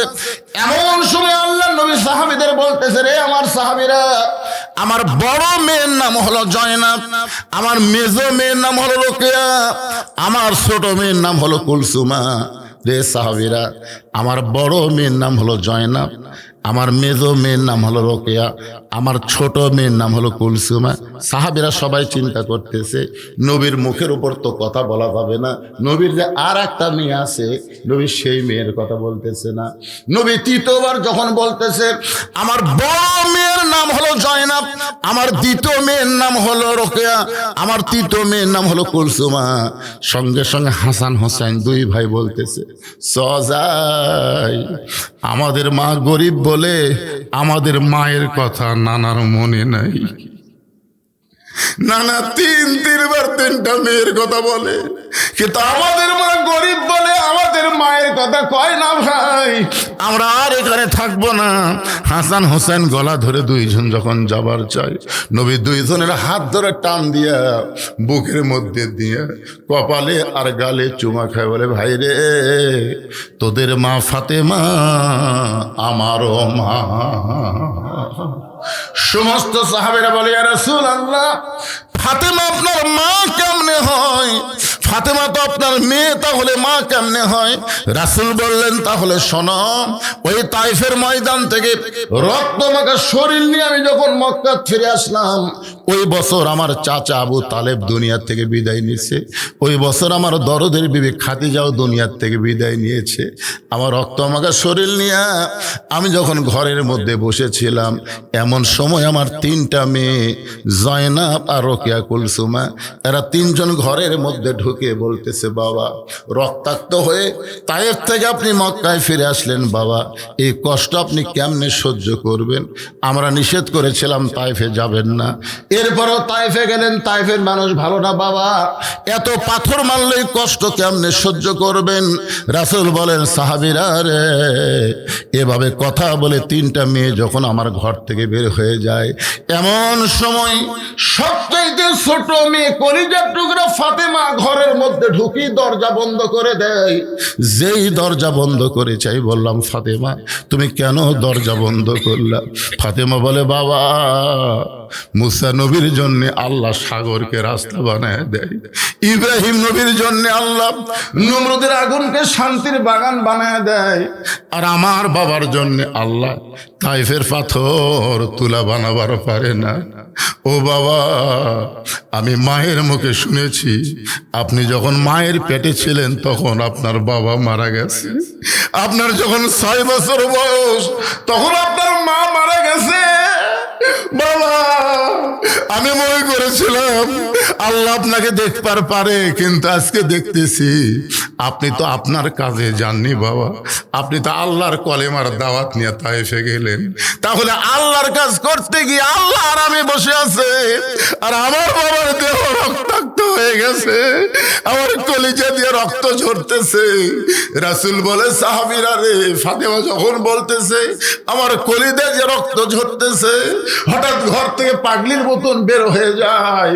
আমি তাকাই দেখি উঠানি উনানি পানি গরম করে জয়তুনের তেল গরম করতেছে, ঘরের মধ্যে আবার ঢুকে দরজা বন্ধ করে এক টানে আমার মাথা উরাতের মধ্যে নিয়ে আমার গায়ে রক্ত মাখা জুব্বা খুলে যত জায়গায় তায়েফবাসী পাথর মারছে, সাহাবীরা রে শোনো, ওই গরম পানির মধ্যে নরম কাপড় চুবড়ায়া চুবড়ায়া আমার গোটা দেহ পরিষ্কার করে দিয়া ওই নরম আঙ্গুলের মধ্যে জয়তুনের গরম তেল যখন মালিশ করে দেয়, আমি নবী আর নবী নেই, ফাতেমার উরাতকে বালিশ বানায় কখন যেন ঘুমায় গেছি। ওই ঘুমের ঘরে আমি স্বপ্নে দেখি আমার মা আমিনা আমার শিওরের পাশে দাঁড়ায় আছে। এত বছর পরে মা আমিনাকে দেখে আমি বললাম মা আইসেন যখন আর আপনাকে যাইতে দিব না। আমি স্বপ্নকে বাস্তব মনে করে যখন আমার মায়ের হাতটা চাইপা ধরেছি, এমন সময় ফাতেমা আমার কপালে চুমা খায়, ওই ফাতেমার চোখের লোনা পানি আমার চোখের মধ্যে ঢুকে ঘুমটা ভেঙে যায়। আমি বললাম ফাতেমা তুই সব সময় কেন কাঁদতেছিস? ফাতেমা বলে বাবা আমি কান্দি না, আপনি আমাকে কান্দান, আপনি স্বপ্নে মা হাতটা চাইপা ধরছেন বাবা, এখনো পর্যন্ত আমার হাতটা চেপে ধরে আছেন।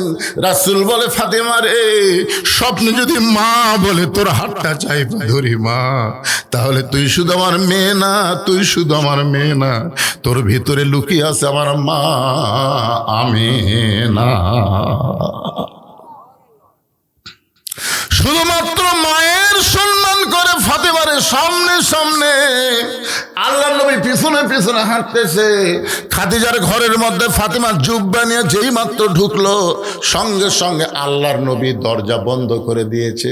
নবী যখন দরজা বন্ধ করে দিল, ওই জুব্বাখানা ফাতেমা খাদিজাকে পরানোর পরে যেই মাত্র দরজা খোলে, নবী তাকায় দেখে ফাতেমা মুস্কি মুস্কি হাসতেছে। ফাতেমার মুখের হাসি দেখে আল্লাহর নবী চমকে গিয়ে বললেন, ফাতেমা, কানতে কানতে জুব্বা কাফন পরানোর জন্য মায়ের ঘরে ঢুকলি মা, কিন্তু হাসতে হাসতে তুই কেন দরজা খুললি? ফাতেমা বলতেছে, বাবা, কানতে কানতে কেন ঢুকলাম আপনি জানেন, হাসতে হাসতে কেন বের হলাম আপনি জানেন। আল্লাহ রাসূল বলে, ফাতেমা, কানতে কানতে তুই ঢুকলি আমি জানি, কারণ মেয়ে তার মাকে কাফনের কাপড় পরাবে, অবশ্যই কানবে, কিন্তু হাসতে হাসতে দরজা খুললি মা, এটা আমি নবীও জানি না। ফাতেমা বললেন, বাবা, আমি মনে করেছিলাম আপনি বাহিরেও জানেন ভিতরেও জানেন। রাসূল বলে, ফাতেমা, তুই কেন হাসতে হাসতে দরজা খুললি? আমি নবী জানি না। ফাতেমা বলতেছে, বাবা, আপনি কি জানবার চান? নবী বলতেছে, অবশ্যই জানতে চাই। আমার কলিজার টুকরা ফাতেমা হাসতে হাসতে কেন দরজা খুললো জানতে চাই। ফাতেমা বললেন, তাহলে আপনি বসেন, আমি হাসতে হাসতে কেন দরজা খুললাম আমি মেয়ে হইয়া বাবাকে জানাবার চাই। ধরে কর সুবহানাল্লাহ। সঙ্গে সঙ্গে আল্লাহ নবী বসে গেলেন। ফাতেমা কি কারণে হাসতে হাসতে দরজা খুললেন? আল্লাহর নবী দেয়, ব্যবসার মধ্যে বরকত দেয়, হায়াতের মধ্যে বরকত দেয়। সকলে বলে আল্লাহুম্মা আমিন। এখানে এমন কোন আল্লাহর বান্দা আছেন যে হুজুর আগামী বছর এই সালে সব মাহফিল হবে, তার জন্য আমি 1 বস্তা চাউল দেবো? 1 বস্তা চাউল দেওয়ার একটা লোক হাত তোলেন যে হুজুর এই সালে সব মাহফিলে আমি 1 বস্তা চাউল দেবো, আমি 2 বস্তা চাউল দেবো। বস্তা 2 রকম আছে, একটা 25 কেজি, একটা 50 কেজি। আপনাকে উল্লেখ করে দেওয়া লাগবে 25টা দিলে না 50 কেজিটা দিলে। হ্যাঁ, কে 25 কেজি দিবে? নাম কি? এই গ্রামের লোক মরছে কেন?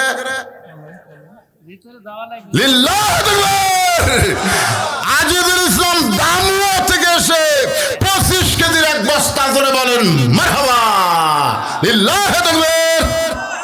আপনাকে যাত্রাপুর চাচা নবী বসে আছে, চাচা নবী বসে আছে, এখন ওটাই চলবে না তো? হায় হায়, কি কথা কয় চাচা, আজকে লাইলাতুল বরাতের রাত একটু কষ্ট করে বসে থাকেন, নবী যেটি বসে আছে।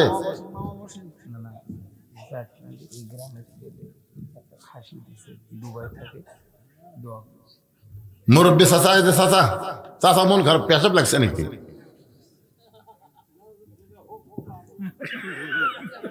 আল্লাহ আমার এই বাপজান চাচার সমস্ত রূপ এই কোরআনকে মহব্বত করার জন্য যেন আল্লাহ ভালো করে দেয়। জোরে কান আমিন। আল্লাহ কোরআনকে নাজিল করেছে মুমিনদের যাবতীয় রোগের শেফা এবং রহমত স্বরূপ। দুবাই থাকে, নাম কি? এই খাসিকে দিল দুবাই প্রবাসী জাকির হোসেন, এই গ্রামের সন্তান ইসালে সাহাবে একটা খাসি, জোরে বলেন মারহাবা। খাসির একটা দামের পরিমাণ বললে ভালো হতো রে, কোন খাসি দিয়ে আসবি? ল্যাট পেটা খাসি দিয়ে কাম হবে না ভাই। 10 টাকা, এইবার বোঝা গেল মোটামুটি 10 থেকে 12 টাকার একটা খাসি। কি খুশি না বেজার? হ্যাঁ, মান্নান বন তৈরের আব্দুল মান্নান 500 টাকা দান করবে। আল্লাহ মান্নানের দানকে আল্লাহ দিয়ে দিছে। সেটা আমার হাতত দেওয়া লাগবে রে পাগলা, এটি দেওয়া লাগবে না, টেস্ট ফাঁকা হয়ে আসবে। যারা নগদ দিবার পারবেন না, আগামী বছর মাহফিলের আগ দিয়ে দিবেন, এরকম লোকেরাও বাকি লেখা দিবেন। কাগজ কলম আছে ভাইজানের, কাগজ কলম। আচ্ছা ঠিক আছে। এই যে আব্দুল মান্নানের 500 টাকা পাওয়া গেল। যাদের বাপ মা কবরে গেছে, যাদের বাপ মা কবরে গেছে, আজকে লাইলাতুল বরাতে বাপ মার কবরকে জান্নাত বানানোর জন্য এই মাহফিল একটা কোরআন শরীফ বাবদ, একটা কোরআন শরীফ বাবদ 500 টাকা দান করবেন। একটা কোরআন দান করার সওয়াব আল্লাহ আপনার বাপ মার কবরে দিয়ে দিবে।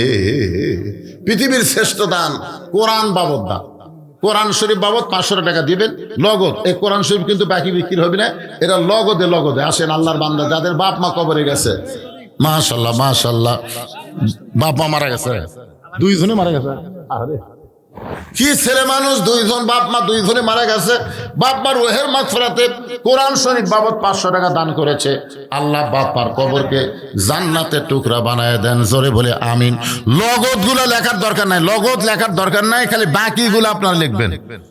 এই নগদ দেওয়ার 500 টাকার লোক নাই, একটা কোরআন শরীফ দান করার সব আল্লাহ আপনার বাপ মা দাদা দাদির কবর দিবে। লাইলাতুল বরাত, ফজিলতের রাত দান করবেন, কত সব হবে জানেন? মাশাআল্লাহ। কি নাম বাবা জানেন? তুমি না চাউল দিলে?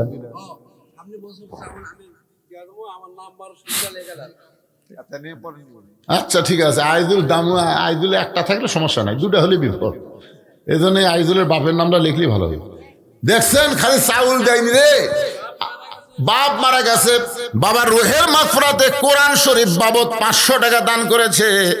আল্লাহ দানকে কবুল করেন, বাবা কবরকে জান্নাতের টুকরা বানায় দেন, আল্লাহুম্মা আমিন। আপনার চেতেন না কেন ভাইরে? ওঠেন না কেন? 10 কেজি তেল দিবেন, 1 বস্তা চাল দিবেন, দামুয়ার লোক চাল দিল, আর যাত্রাপুর লোক কি মরছে? দেখে যে যাত্রাপুরের কারা কারা আছে হাত তোলেন তো দেখে। যাত্রাপুর রে, এই গ্রামের যাত্রাপুরের একটাও মনে হাত তোল লাগে রে। আচ্ছা হাত নামান, বোঝা যায় না, আমার চোখত আমি ধরা পড়েনি, অনুবীক্ষণ যন্ত্রতে দেখা লাগবে, তাছাড়া বোঝা যাচ্ছে না। আচ্ছা যাত্রাপুর বাদ দিয়ে কারা কারা আছেন তারা হাত তোলেন তো দেখে। সব লোক বাহিরে রে বা, লেখা লাগবে না, নগদ দিয়েছে। পাইকারেরা আকবর আত্রাই থাকাচ্ছে রে আপনার বিয়ে। মাশাআল্লাহ। তো বিয়ে যদি দেয় আপনি কি দিলেন? দেন বিয়ে দিয়েছে, বিয়ে ছোট, ওটা কি বেটার দিক দেয় না বেটির দিক দেয়? আপনাকে পর্ব পরে। আচ্ছা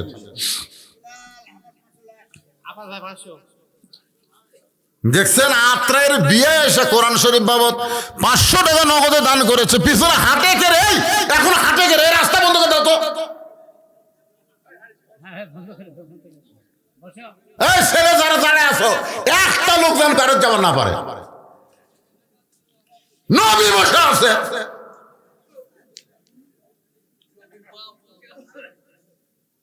কি কথা রে বারে। আল্লাহ নবী বসে আছে, ফাতেমা হাসতে হাসতে দরজা খুললো কেন? শোনার জন্য। আর আপনার নবীর উম্মত হয়ে কি বেদব হলো? আজকে রাতের দিকে খেয়াল করবেন না, এই রাত কি সাধারণ রাত? ভাইজান একটু খুশি খুশি বলেন ভাই। নগদ যদি না পারেন বাকি 1000 2000 কারা কার দেবেন একটু লিখে দেন তো। 10 কেজি তেল দেওয়ার কোনো লোক নাই যে হুজুর আগামী বছর হিসাবে সব আমি 10 কেজি তেল দেবো? একটা লোক হাত তোলেন। কোন সাইটে দেওয়া? নাম কি ময়না? নাম কি কো?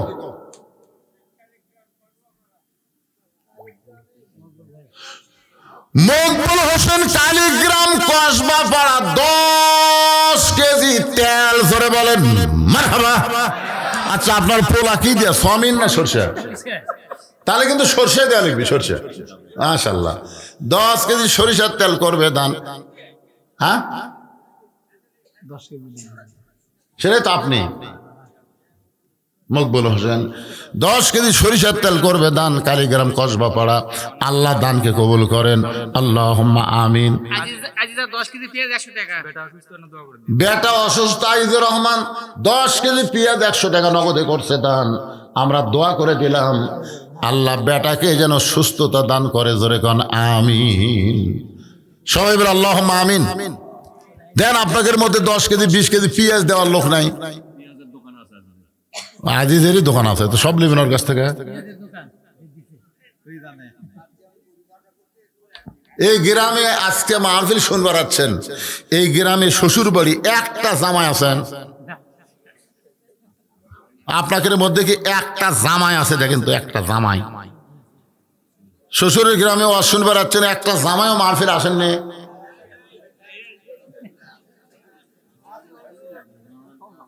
সবই জামাই। এই একটা জামাই, একটু জামাই হয়ে হাত তোলেন, দোয়া করে দিব হযরত আলী রাদিয়াল্লাহু সঙ্গে যারা আল্লাহ তাকে জান্নাত দেয়। তুমি এই দেখেন তো, নাম কি ময়না?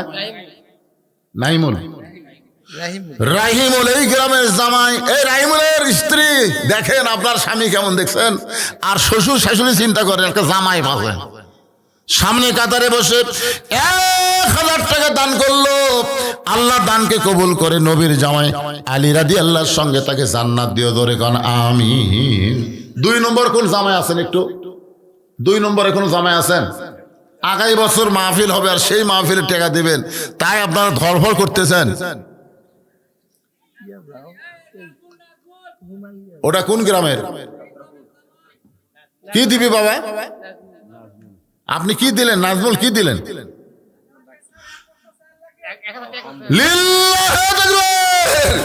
এটা তো ডবল জামাই রে, 1000 টাকা আবার 1 বস্তা চাউল করছে দান। আল্লাহ নবীর ডবল জামাই ওসমান গনির সঙ্গে আল্লাহ তারে জান্নাত দেন, জোরে কন আমিন, জোরে বল আল্লাহুম্মা আমিন। আর একটা জামাই খাড়া হন তো। না না, যারা শুনতেছে তারা কি মনে করতেছে, কে রে উমুকের জামাই দেয়, উমুকের জামাই দেয়, আমাকে জামাইয়ের বসতে কি করে রে? আর জামাই নাই?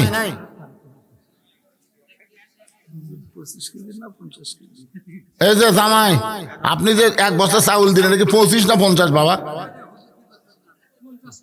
মা এটা আরো খুশি রে বারে, নগদে 1000 টাকা। এ ছোট মোটো বস্তা না, 50 কেজির 1 বস্তা, ধরে গান মারহাবা লিল্লাহ। তোমার শ্বশুরের নাম কও? সাজ্জাদ। বাসে আছে না মরে গেছে? সাজ্জাদ। কি শ্বশুর জামাই পাশে রে। 50 কেজির 1 বস্তা চাল নগদে 1000 টাকা দান করেছে। আল্লাহ দানকে কবুল করেন। আর বাদ বাকি শ্বশুরের জামাই যারা বসে আছে আপনারা কান্দেন, খালি কান্দে, আমাকে বললো জামাই খালি খাওয়া খাবার আছে, মেলা খাবার আছে, শোভা খাবার আছে। পাবেল যাত্রাপুর মিস্ত্রির ছেলে 20 কেজি পেঁয়াজ করবে দান। আল্লাহ পাবেলের দানকে আল্লাহ কবুল করেন, আল্লাহ নেক নিয়ত নেকাশা পুরা করেন, জোরে কান আমিন। এই যাত্রাপুরের লোকেরা একটু, আপনারা একটু সাহস দেন। গ্রামের লোকেরা যদি না দেয়, বেড়ার লোকেরা দিবার চায়, ভাইজান আপনারা গ্রামের লোকেরা একটু বলেন। এখানে যাত্রাপুর লোক না বসার পিছনে কারণ আমি বুঝেছি, কারণ জায়গা ছোট, ওরা যদি বসে আপনারা বসবেন কুটি, এই বুঝাই এরা বসেনি। এরা সব দরজাত ভিড় করতেছে, কে বাবা তোমরা কিছু কও কও। এই যে যুবকেরা কষ্ট করে মাহফিল করতেছে, সেই সোনার যুবকদের বলতেছি এ বছর না তো আগামী বছর দিবে 1 বস্তা চাল দাও। দেখি যারা দাঁড়িয়ে আছে তোমাদের মধ্যে হাত তোলার মতো কেউ আছে? 1 বস্তা চাল। রুমাল কে এখনই চালু বাড়া? রুমালের কামাই মানে কি? তাও দিবি সিরাজ উঠে, পানালা লেয়নি, চালা ধরেনি, ওই টেপ মারা ছিলাম মার।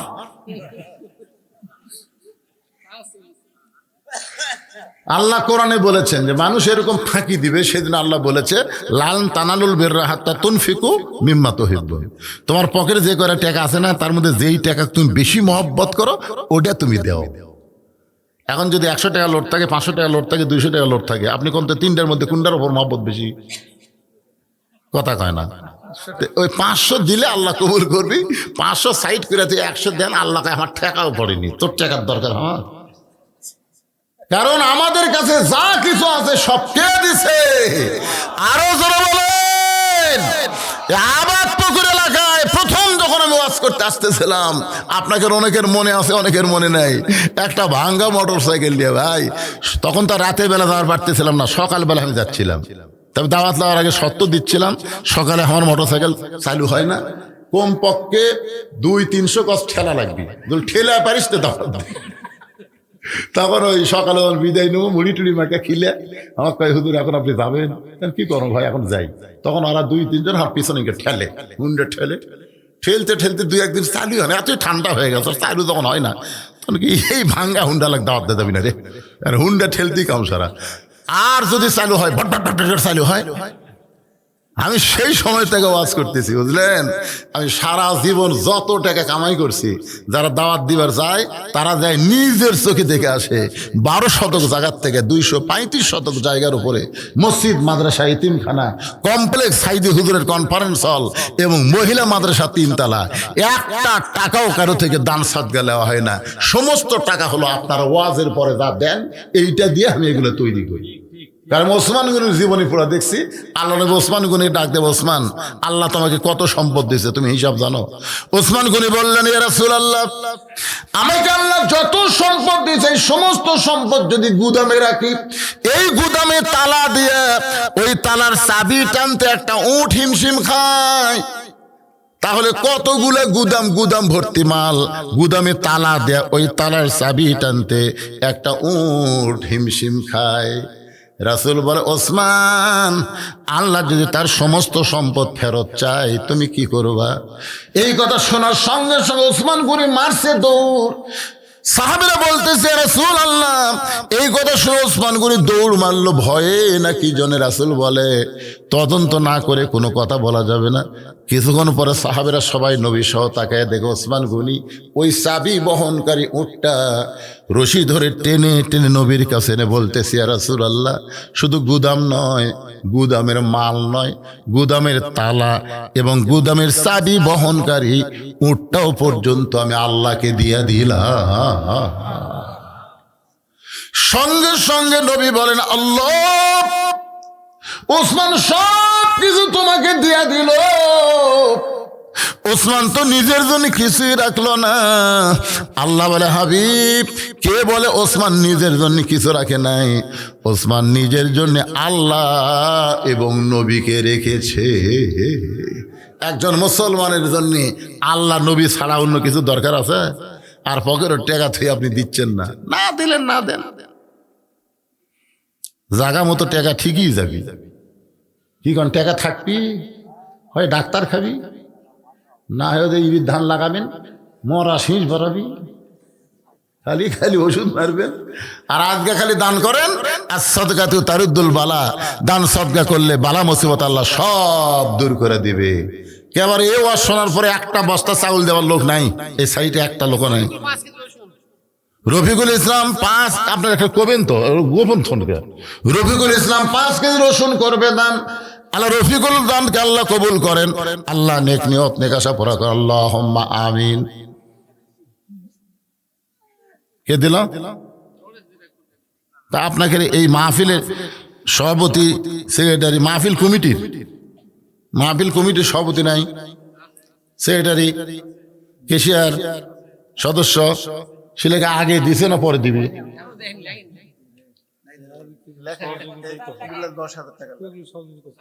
তো তাহলে চাওয়ার দরকার কি? তুমি আবার দিবে? ও আচ্ছা। মুজাফফর বাড়ি কোন জায়গা হয় না?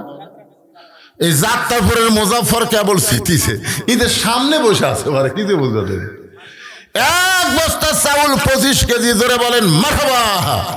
হ্যাঁ, তো আমার ভাই বলতেছে, এই যাদের নাম বললাম, সভাপতি, সেক্রেটারি, কেশিয়ার, সদস্য, এনাকে সাহায্যই তো হয়। তো এনারা দিয়েই যদি হয়, তাহলে বাইরের লোকের থেকে টাকা চাওয়ার দরকার কি? পারবেন না আপনারা প্রতি বছর বাপ মায়ের রোহের মাগফিরাতের জন্য একটা ইসালে সব মাহফিল করতে? আপনারা পারবেন না? এই গ্রামে বহু ইঞ্জিনিয়ার, বহু ধনী লোক আছে, ইচ্ছা করলে কিছুই না ভাই জান। এই গ্রামে কোনো প্রবাসী নাই, এই গ্রামে কোনো প্রবাসী নাই। একটা প্রবাসীর বাপ ভাই চেয়াতে রাখে, এরা বাইরে কি কষ্টে আছে, খালি দান করেন, দোয়া করে দেব আল্লাহ এই লাইলাতুল বরাতের রজনীর ওসিলায় প্রবাসী যারা আছে তাদের শরীরকে আল্লাহ যেন ভালো রাখে, কামায় যেন আল্লাহ বেশি বেশি বরকত দিয়ে দেয়। কি কোন আজকে দোয়া আল্লাহ কবুল করবে না? হ্যাঁ, এই গ্রামের জামাই ভুট্টু। কে বাবা ভুট্টু? তোমার ভালো নাম কি ময়না? ভুট্টু করে ডাকে। এই গ্রামের জামাই ভুট্টু মিয়া 50 কেজি চালের একটা বস্তা, জোরে বলেন মারহাবা। হ্যাঁ, এখন এই মাহফিল কমিটির ছেলেদেরকে বলবো, তোমরা ব্যাগ এখন ভেতর যাও, যাও। 10 টাকা 20 টাকা 50 টাকা 100 টাকা যিনি যা পারবে আল্লাহর হস্তে দান করবেন। দানকারী গো পিতা মাতা সুখে রাইকো কবরে, নূরের টুপি পরা ইয়া উঠাবেন রোজ হাসরে।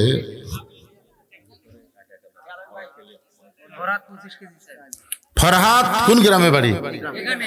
এই গ্রামের ফরহাদ 25 কেজি চাউল করবে দান।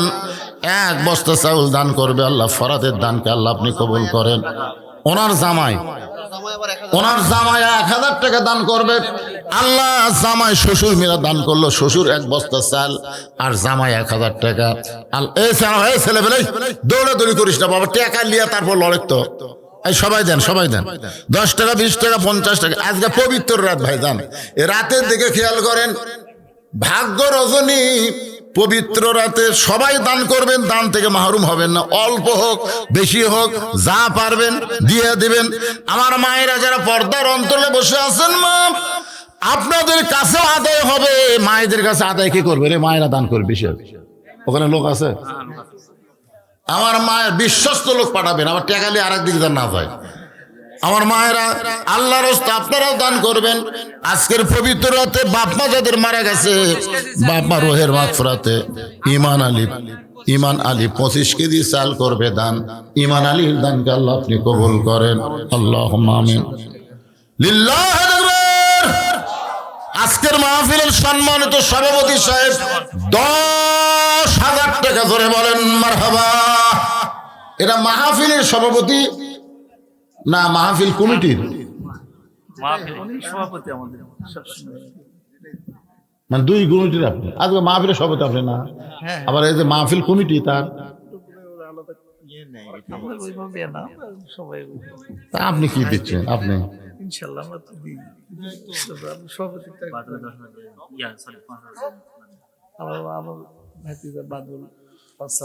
আপনার ভাতিজা বাদল জি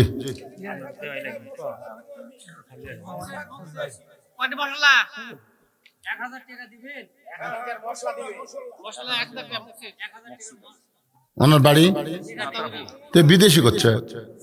ও আপনার ছেলে বিদেশে আছে? কোন দেশে আছে বাবা?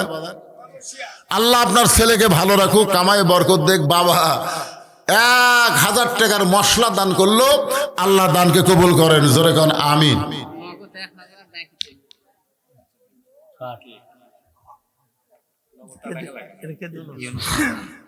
নগদ 1000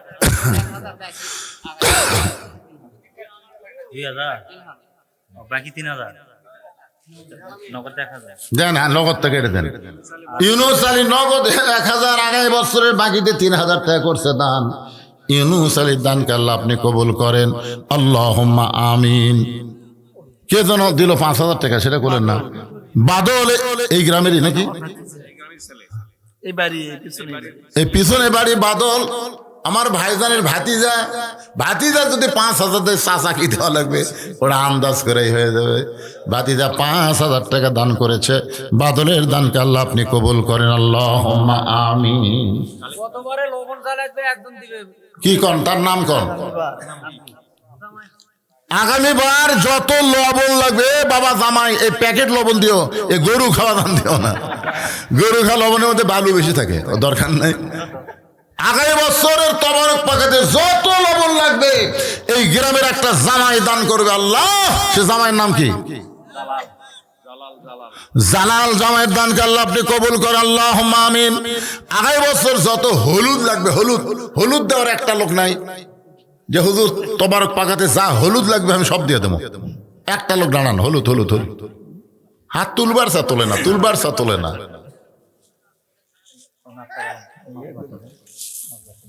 আমাদের সহসভাপতি আক্তার আলম 5000 বিলাল বিশেষ যারা কাছাকাছি আছে ওনার নাম রাখি আক্তার আলম। আজকের মাহফিলের সম্মানিত বিশেষ অতিথি সাহেব 5000 টাকা ধরে বলেন মারহাবা। কে হলুদ দেওয়ার একটা লোক নাই? কে নাম? কি নাম বাবা?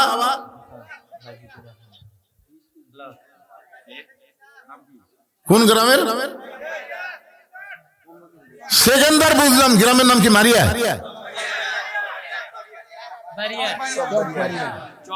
চকবাড়িয়ার সেকেন্দার যত হলুদ লাগবে সব হলুদ দান করবে, আল্লাহ তার দানকে কবুল করেন।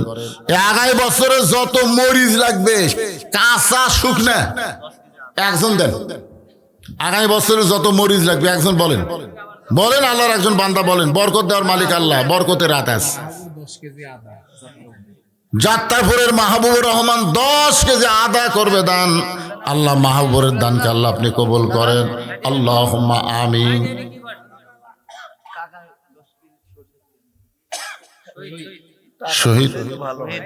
শহীদ 10 কেজি সরিষার তেল করবে দান। আল্লাহ শহীদের যাত্রাপুরের শহীদের দানকে আল্লাহ আপনি কবুল করেন, আল্লাহুম্মা আমিন।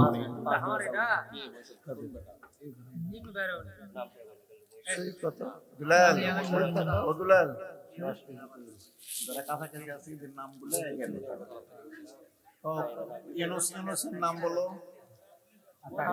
এতক্ষণ ধরে আদায় করা যাবে না তো, ইউনুস শামসুল তাড়াতাড়ি নাম বলে ফেলো, এত লম্বা আদায় করা যাবে? টাইম নষ্ট হবে। হ্যাঁ, ইউনুসের নাম বলে। যারা দিবেন খামাখা দেরি করতেছেন কেন? এই ছেলেরা, এই যুবকেরা দান করে না, খালি মোবাইলের নেট কিনে, একটা ছেলেও দান করে না। আজকে পবিত্র রজনীরে পাগল, সমস্ত বিপদ আপদ মুসিবত থেকে আল্লাহ যেন সবাইকে হেফাজত করে। যেরকম আমিন। একটু জিকির করেন লা ইলাহা ইল্লাল্লাহ, জোরে লা ইলাহা ইল্লাল্লাহ, লা ইলাহা ইল্লাল্লাহ, লা ইলাহা ইল্লাল্লাহ, লা ইলাহা ইল্লাল্লাহ, লা ইলাহা লা ইলাহা ইল্লাল্লাহ মুহাম্মাদুর রাসূলুল্লাহ। ইউনুস আলী, শামসুল আলম সরকার 5000, ইউনুস 5000। শামসুল আলম সরকার 5000, ইউনুস 5000 টাকা দান করেছে।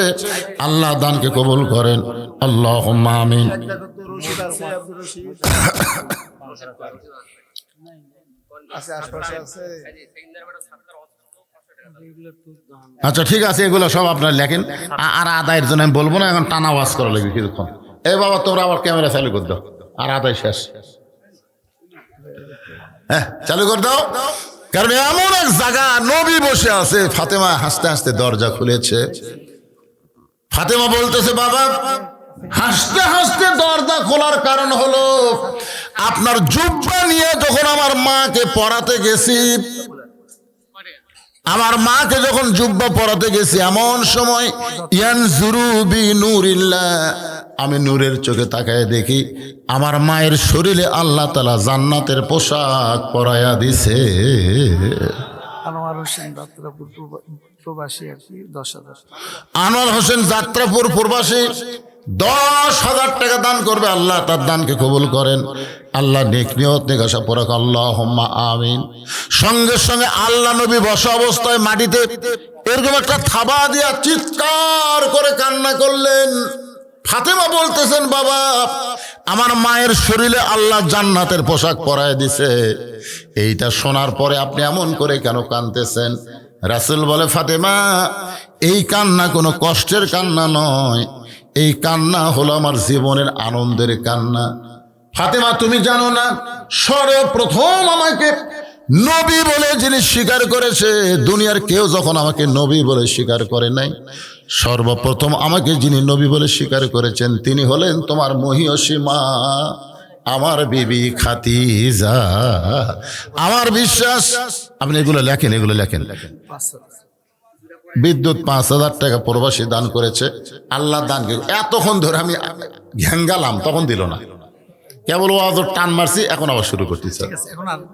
আপনাকে লেখাথন সময় লেখাথন দেখি, একটু মনোযোগ দেন। আল্লাহ রাসূল বলতেছেন, ফাতেমা সর্বপ্রথম আমাকে নবী বলে যিনি স্বীকার করেছে তিনি হলেন তোমার মা, আমার বিবি।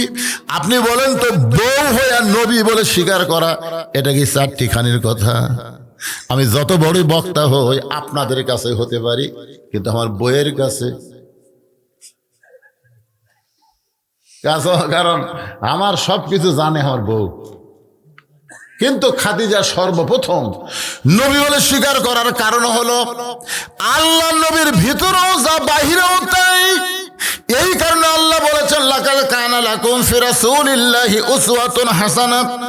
সফলতা যদি অর্জন করতে চাও দুনিয়ার সব নেতারে বাদ দিয়া মোহাম্মদ রাসূলকে তোমাদের আদর্শের নেতা হিসাবে গ্রহণ করে না। আমার নেতা তোমার নেতা, যাই বলবার চাচ্ছেন না, মুখতা করছেন না, মরিয়া দেখেন। আছেন আমার মুক্তার, আছেন আমার ব্যারিস্টার, শেষ বিচারের হাইকোর্টেতে তিনি আমায় করবেন পার। আমি পাপী তিনি জামিনদার। আল্লাহ যখন হাকিম হয়ে আমাকে আসামি বানায় বিচার শুরু করবেন, ওই সময় আমাদের নবী উকিল হয়ে ব্যারিস্টার হয়ে আল্লাহর কাছে আমাদের পক্ষে উকালতি করে আমাদেরকে সুপারিশ করে জান্নাতে পৌঁছায়া দিবে। সেই নবীকে নেতা বলতে কি শরম লাগতেছে? হ্যাঁ, আমার নেতার চরিত্র ফুলের মতন পবিত্র, খোঁজলা দেখেন নামাজ পড়ে না এক ওয়াক্ত, ওরই পাশে ঘুরতিছে ঘরে। জাগা মতো মার হবি কিন্তু সাউন হবি না, কথা কন না কেন? এই জন্য একটু মনোযোগটা বলতে হবে ভাইজান। আল্লাহর নবী নিজের হাতে খাদিজাকে কবরের মধ্যে নামায় দিচ্ছেন, দুই চোখের পানি গাল বয়ে টপ টপ করে পড়তেছে। আবু বকর রাদিয়াল্লাহু বলে, রাসূলুল্লাহ আপনি যদি এমন করে কাঁদেন তাহলে আমরা কেমনে সহ্য করব? রাসূল বলে, আবু বকর এই খাদিজাকে কবরে নামানোর সময় আমার বারবার অনেক কথা মনে হয়। কতদিন কত রাত্রেবেলা কলেমার দাওয়াত দিবার বাড়ি থেকে বের হয়ে গেছি। আবু বকর শোনো, কোনদিন সে রাত একটা হোক, দুইটা হোক, তিনটা হোক, তখন তার ঘড়ি ছিল না। আমি যখনই বাড়ির কাছে দরজায়, সঙ্গে সঙ্গে খাদিজা দরজা খুলে দেয়। রাসূল বলে, খাদিজা কোনদিন আপনাকে ডাকা লাগলো না, কোনদিন আপনাকে ডাকা লাগলো? ওগো আল্লাহর নবী শোনেন, আপনি যখন দরজার কাছে আসেন আমার ডাক দেওয়া লাগবে কেন? আপনি হলেন মেশকাম্বর, আপনার দেহের সুগন্ধ আমার নাকে লাগে, আমি সঙ্গে সঙ্গে দরজা খুলে দিই। রাসূল বলে, খাদিজা তাহলে আপনি কি ঘুমাবেন না? খাদিজা বলে, হুজুর আমি ঘুমাতে চাই আপনাকে সঙ্গে নিয়ে, আমার বুকের উপর আপনার মাথা রাইখা আমি ঘুমাবার চাই। আমি সেই দিন একলা একলা ঘুমাবো যেদিন আমার মরণ হবে। রাসূল বলে, আবু বকর রে, আমার খাদিজা আজকে একলা একলা কবরের মধ্যে ঘুমাবে, আমার মন চাইলেও আমি ঘুমাতে পারবো না। এই কারণে চোখ দিয়ে দর দর করে পানি পড়তেছে। কবরে মাটি দিয়ে সবাই যখন কবর ছেড়ে চলে যায়, আল্লাহর নবী খাদিজার কবর ছাড়েন না। ঘন্টার পর ঘন্টা চলে যায়, কবরে আল্লাহ মুনকির নাকির পাঠায় না। এক সময় নবী বলে, আল্লাহ আমার খাদিজার কবরে কি আপনি মুনকির নাকির পাঠাবেন না? আল্লাহ বলে, হাবিব আপনি মুনকির নাকির কবরে যাবে, প্রশ্ন করবে, খাদিজা উত্তর দিবার পারবে না, আর এইটা দেওয়ার জন্য আপনি দাঁড়িয়ে আছে। ওগো আল্লাহ নবী শোনেন, আপনি যেমন খাদিজাকে ভালোবাসেন আমি আল্লাহ তেমন ভালোবাসি। নবী বলে, আল্লাহ খাদিজা আমার বিবি হয়, এই কারণে খাদিজাকে ভালোবাসি, কিন্তু খাদিজা আপনার কে হয় গো আল্লাহ? আল্লাহ বলে, হাবিব আপনি যখন ঘুমাইয়াছিলেন আমার বান্দি খাদিজা ঘুমায়নি। আপনি নবী ঘুমায় গেছিলেন কিন্তু আমার বান্দি খাদিজা ঘুমায়নি। ওই অন্ধকার কবরকে স্মরণ করে খাদিজা চোখের পানি বের করে কেঁদেছে। কবরে আসার আগে যারা কবরকে স্মরণ করে কান্দে, আর কবরের পাথেয় জোগাড় করে যারা কবরের মধ্যে আসে, তাদের কবরে মুনকির নাকির যায় না, আমি আল্লাহ তাদের পক্ষে উত্তর দিয়া দে। কিন্তু যেদিন ডাক পড়িবে, কিন্তু যেদিন ডাক পড়িবে কবর মাঝে যাইতে, জোগাড় কিছু করছো বন্ধু তার মাঝে বিছাইতে। বাবা, যে কোনো সময় আমাদের মৃত্যু হবে। আজকে লাইলাতুল বরাতে আমরা আল্লাহর কাছে ওয়াদা করি, আর কয়েকদিন পর রমজান মাস আসতেছে। আল্লাহ রাসূল রজবের চাঁদ ওঠার সঙ্গে সঙ্গে বলতেন, আল্লাহুম্মা বারিক লানা ফি রজব ওয়া শাবান ওয়া বাল্লিগনা রমাদান। আমাদের রজব শেষ হয়ে গেল, শাবানের লাইলাতুল বরাত আজকে চলতেছে, আর কয়েকদিন পর রমজান মাস আসবে। আল্লাহ, আজকে পবিত্র রাতে তোমার কাছে দোয়া করি, রমজান পর্যন্ত আমাদের হায়াতকে তুমি বাড়ায়া দাও। আল্লাহ, রমজানের রহমত, রমজানের মাগফিরাত, রমজানের রাজাত আমাদেরকে দান করো। এই কোরআন নাজিলের মাস রমজান মাস, শুধু কোরআনের রস শুনবো না, কোরআন মোতাবেক যেন আমরা চলতে পারি, এমন একটা ইমানি শক্তি আল্লাহ আমাদেরকে দান করে দাও। উম্মে সালমা বলতেছে, ইয়া রাসূলুল্লাহ, আমার 3টা শর্তের মধ্যে 1 নম্বর শর্ত হলো আপনি যে আমাকে বিয়ে করবেন, আপনি বিয়ে করার পরে আমি আপনার বউ হব। কিন্তু আল্লাহ নবী শোনেন, আমার স্বামী আবু সালামা একজন আপনার সাহাবী, আবু সালমা যে আপনার সাহাবী ছিল, আল্লাহ কোরআনে বলেছেন, রাদিয়াল্লাহু আনহুম ওয়ারাদু আন জালিকা লিমান খশিয়া রব্বা। নবীর সাহাবী যারা বিনা হিসাবে জান্নাতি তারা। তাহলে আমার আগের স্বামী জান্নাতে গিয়া যদি ওয়ালা তাস্তাহি আনফুসুকুম, আল্লাহ কোরআনে বলেছে জান্নাতেরা যা চাবে তাই পাবে, তাহলে আমার আগের স্বামী যদি জান্নাতে আমাকে বউ হিসাবে চায়, তাহলে আপনার সঙ্গে বিয়ে বসে আমার কি লাভ হলো? আমার 1 নম্বর শর্ত হলো, আমি যখন জান্নাতে যাব তখন আপনার বউ হিসাবেই আমি জান্নাতে থাকতে চাই, আমার আগের স্বামীর বউ আমি হতে চাই না। রাসূল বললেন, তুমি কি পাগলি হইছো? নবীর সঙ্গে যাদের বিয়ে হবে তারা সবাই উম্মাহাতুল মুমিনিন হবে, তারা সবাই সমস্ত মুমিনদের মা হবে। অন্য কেউ তাদেরকে বিয়ে করা তো দূরের কথা, চিন্তা করারও সাহস কোনোদিন করতে পারবে না। উম্মে সালমা রে, তোমার 2 নম্বর শর্ত কি? উম্মে সালমা বলে, ইয়া রাসূলুল্লাহ, আমার 2 নম্বর শর্ত হলো, আমার আপনার সঙ্গে বিয়ে হওয়ার পরে আমার মাঝে মধ্যে হয়তো আগের স্বামীর কথা মনে হতে পারে, কারণ বিয়ের স্বামী আর লিকের স্বামী, যার সঙ্গে আমার বিয়ে হয়েছিল, কতদিন কত স্মৃতি, যদি তার কথা আমার মনে হয়, আমার মনটা যদি ভার হয়ে যায়, আপনি কিন্তু মন খারাপ করা চলবে না। রাসূল বলে, উম্মে সালমা শোনো, আমার সঙ্গে যখন তোমার বিয়ে হবে তখন তোমার আগে যে বিয়ে হয়েছিল এই কথা তোমার মনেই থাকবে না, কারণ আমি শুধু বিশ্ব নবী না, আমি হলাম পৃথিবীর শ্রেষ্ঠ স্বামী। জোরে কন্যা সুবহানাল্লাহ। উম্মে সালমা বলে, ইয়া রাসূলুল্লাহ, আমার 3 নম্বর শর্ত হলো, আগেকার স্বামীর পক্ষের একটা সন্তান আমার ঘরে রয়েছে, এই আমার সন্তান আপনার সঙ্গে বিয়ে হওয়ার পরে এতিম হয়ে যাবে, তারা দেখাশোনা করবে কে? কারণ তার বাপ মারা গেছে, এখন মায়ের কাছে থাকে, কিন্তু আমার বিয়ে যখন আপনার সঙ্গে হবে তখন আমার সন্তানের দায়িত্ব কে নিবে? রাসূল বললেন, আলাম ইয়াজিদিকা ইয়াতীমান ফাআওয়া। উম্মে সালমা রে, এতিমদের যে কত কষ্ট, এটা আমি নবীর চাইতে কেউ ভালো বোঝে না।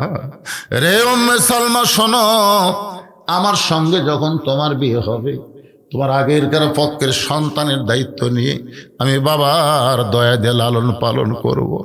উম্মে সালমা বলে, ইয়া রাসূলুল্লাহ, তাহলে আপনার সঙ্গে বিয়ে বসতে আমার আর কোনো আপত্তি নাই।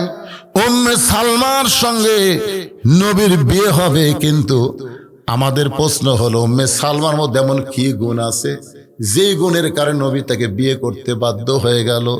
উম্মে সালমার ভিতরে গুণটা কিছু না, গুণটা হলো উম্মে সালমার স্বামীর। যখন আল্লাহ নবী মক্কা থেকে মদিনায় হিজরত করতেছিল, তখন উম্মে সালমার স্বামী বলে, ইয়া রাসূলুল্লাহ, আমি আপনার সঙ্গে মদিনায় যাবার চাই। আল্লাহ রাসূল বললেন, তোমার বউ তোমার সন্তান ধনী ঘরে লালন পালন হচ্ছে, তোমার বউকে তোমার শ্বশুর শাশুড়ি যাবার দিবে না। এখন তুমি একা আমার সঙ্গে মদিনায় গেলে তোমার কি বউ সন্তানের কথা মনে হবে না? সাহাবী কান্দার বলে, নবী গো, এই কলিজা চিরে যদি আপনাকে দেখাতে পারতাম তাহলে দেখতে পারতেন আমার কলিজার মধ্যে লা ইলাহা ইল্লাল্লাহ মুহাম্মদ রাসূলুল্লাহ ছাড়ার কারো জায়গা নাই। আল্লাহ রাসূল উম্মে সালমার স্বামীকে নিয়ে মদিনায় হিজরত করলেন। মদিনায় হিজরত করার পরে মদিনার আবহাওয়া তার সহ্য হয় নাই, এক সময় অসুস্থ হয়ে পড়ে গেল। অসুস্থ অবস্থায় নবীকে বলতেছি, ইয়া রাসূলুল্লাহ, আমার বউ সন্তান রয়েছে মক্কায়, আমি মদিনায় অসুস্থ হয়ে গেলাম, হয়তো একদিন আমার বউ সন্তান মক্কা থেকে মদিনায় আসবে, আসার পরে যদি দেখে আমি দুনিয়া থেকে বিদায় হয়ে গেছি, ওগো নবী, আমার যে অবস্থা আমি মনে হয় আর বাঁচব না। আল্লাহ রাসূল আবু সালমাকে বুকের মধ্যে নিয়ে বলে, সাহাবী রে, তুমি কেন আমার সঙ্গে মক্কা থেকে মদিনায় হিজরত করলা? মদিনার আবহাওয়া তোমার সহ্য হচ্ছে না। বলে, হুজুর, মরে যাওয়ার আগে আপনাকে একটা অনুরোধ করব, আপনি কি আমার অনুরোধ রাখবেন? রাসূল বলে, বলো কি তোমার অনুরোধ? বলে, আমার বউ উম্মে সালমা আমার সন্তান যখন মদিনায় আসবে আমাকে ওয়াদা দেন আমার বউকে আপনি নিজের বিবির মর্যাদা দিবে। উম্মে সালমাকে রাসূল বলতেছে, রে উম্মে সালমা, তোমাকে বিয়ে করার জন্য আমি পাগল হইনি রে, কিন্তু তোমার মৃত স্বামীর কাছে আমি ওয়াদাবদ্ধ হয়েছিলাম, এই কারণেই তোমাকে আমার বিবি হিসাবে সম্মান দিয়ে দিলাম। বাজান, আজকের লাইলাতুল বরাতে রজনীর দিকে খেয়াল করে আমরা কবর, হাসর, মিজান, নানা ধরনের আমলের কথা শুনলাম। আমরা এখান থেকে বাড়িতে যাব, বাড়িতে যাওয়ার পরে আমরা তাহাজ্জুদের নামাজ আদায় করব। তাহাজ্জুদের নামাজ আদায় করে কিছু সময় জিকির আজকার করব, আমরা কোরআন শরীফ তেলাওয়াত করব। ফজরের নামাজ আল্লাহ যেন জামাতের সঙ্গে আদায় করার তৌফিক দেয়, ধরে কোন আমিন। এখন বলেন তো, তাহলে কি আজকের মাহফিল এই তারিখে হওয়া ক্ষতি হয়েছে? আল্লাহ যেন লাভবান হিসাবে কবুল করে। সকলে বলে আল্লাহুম্মা আমিন। ইস্তিগফার পড়ে, আস্তাগফিরুল্লাহ রব্বি মিন কুল্লি জামবি ওয়া আতুবু ইলাই, আস্তাগফিরুল্লাহ রব্বি মিন কুল্লি জামবি ওয়া আতুবু ইলাই, লা হাওলা ওয়ালা কুওয়াতা ইল্লা বিল্লাহিল আলিয়্যিল আযীম। সভাপতি সাহেব, ভাইজান কি বলবেন আপনি?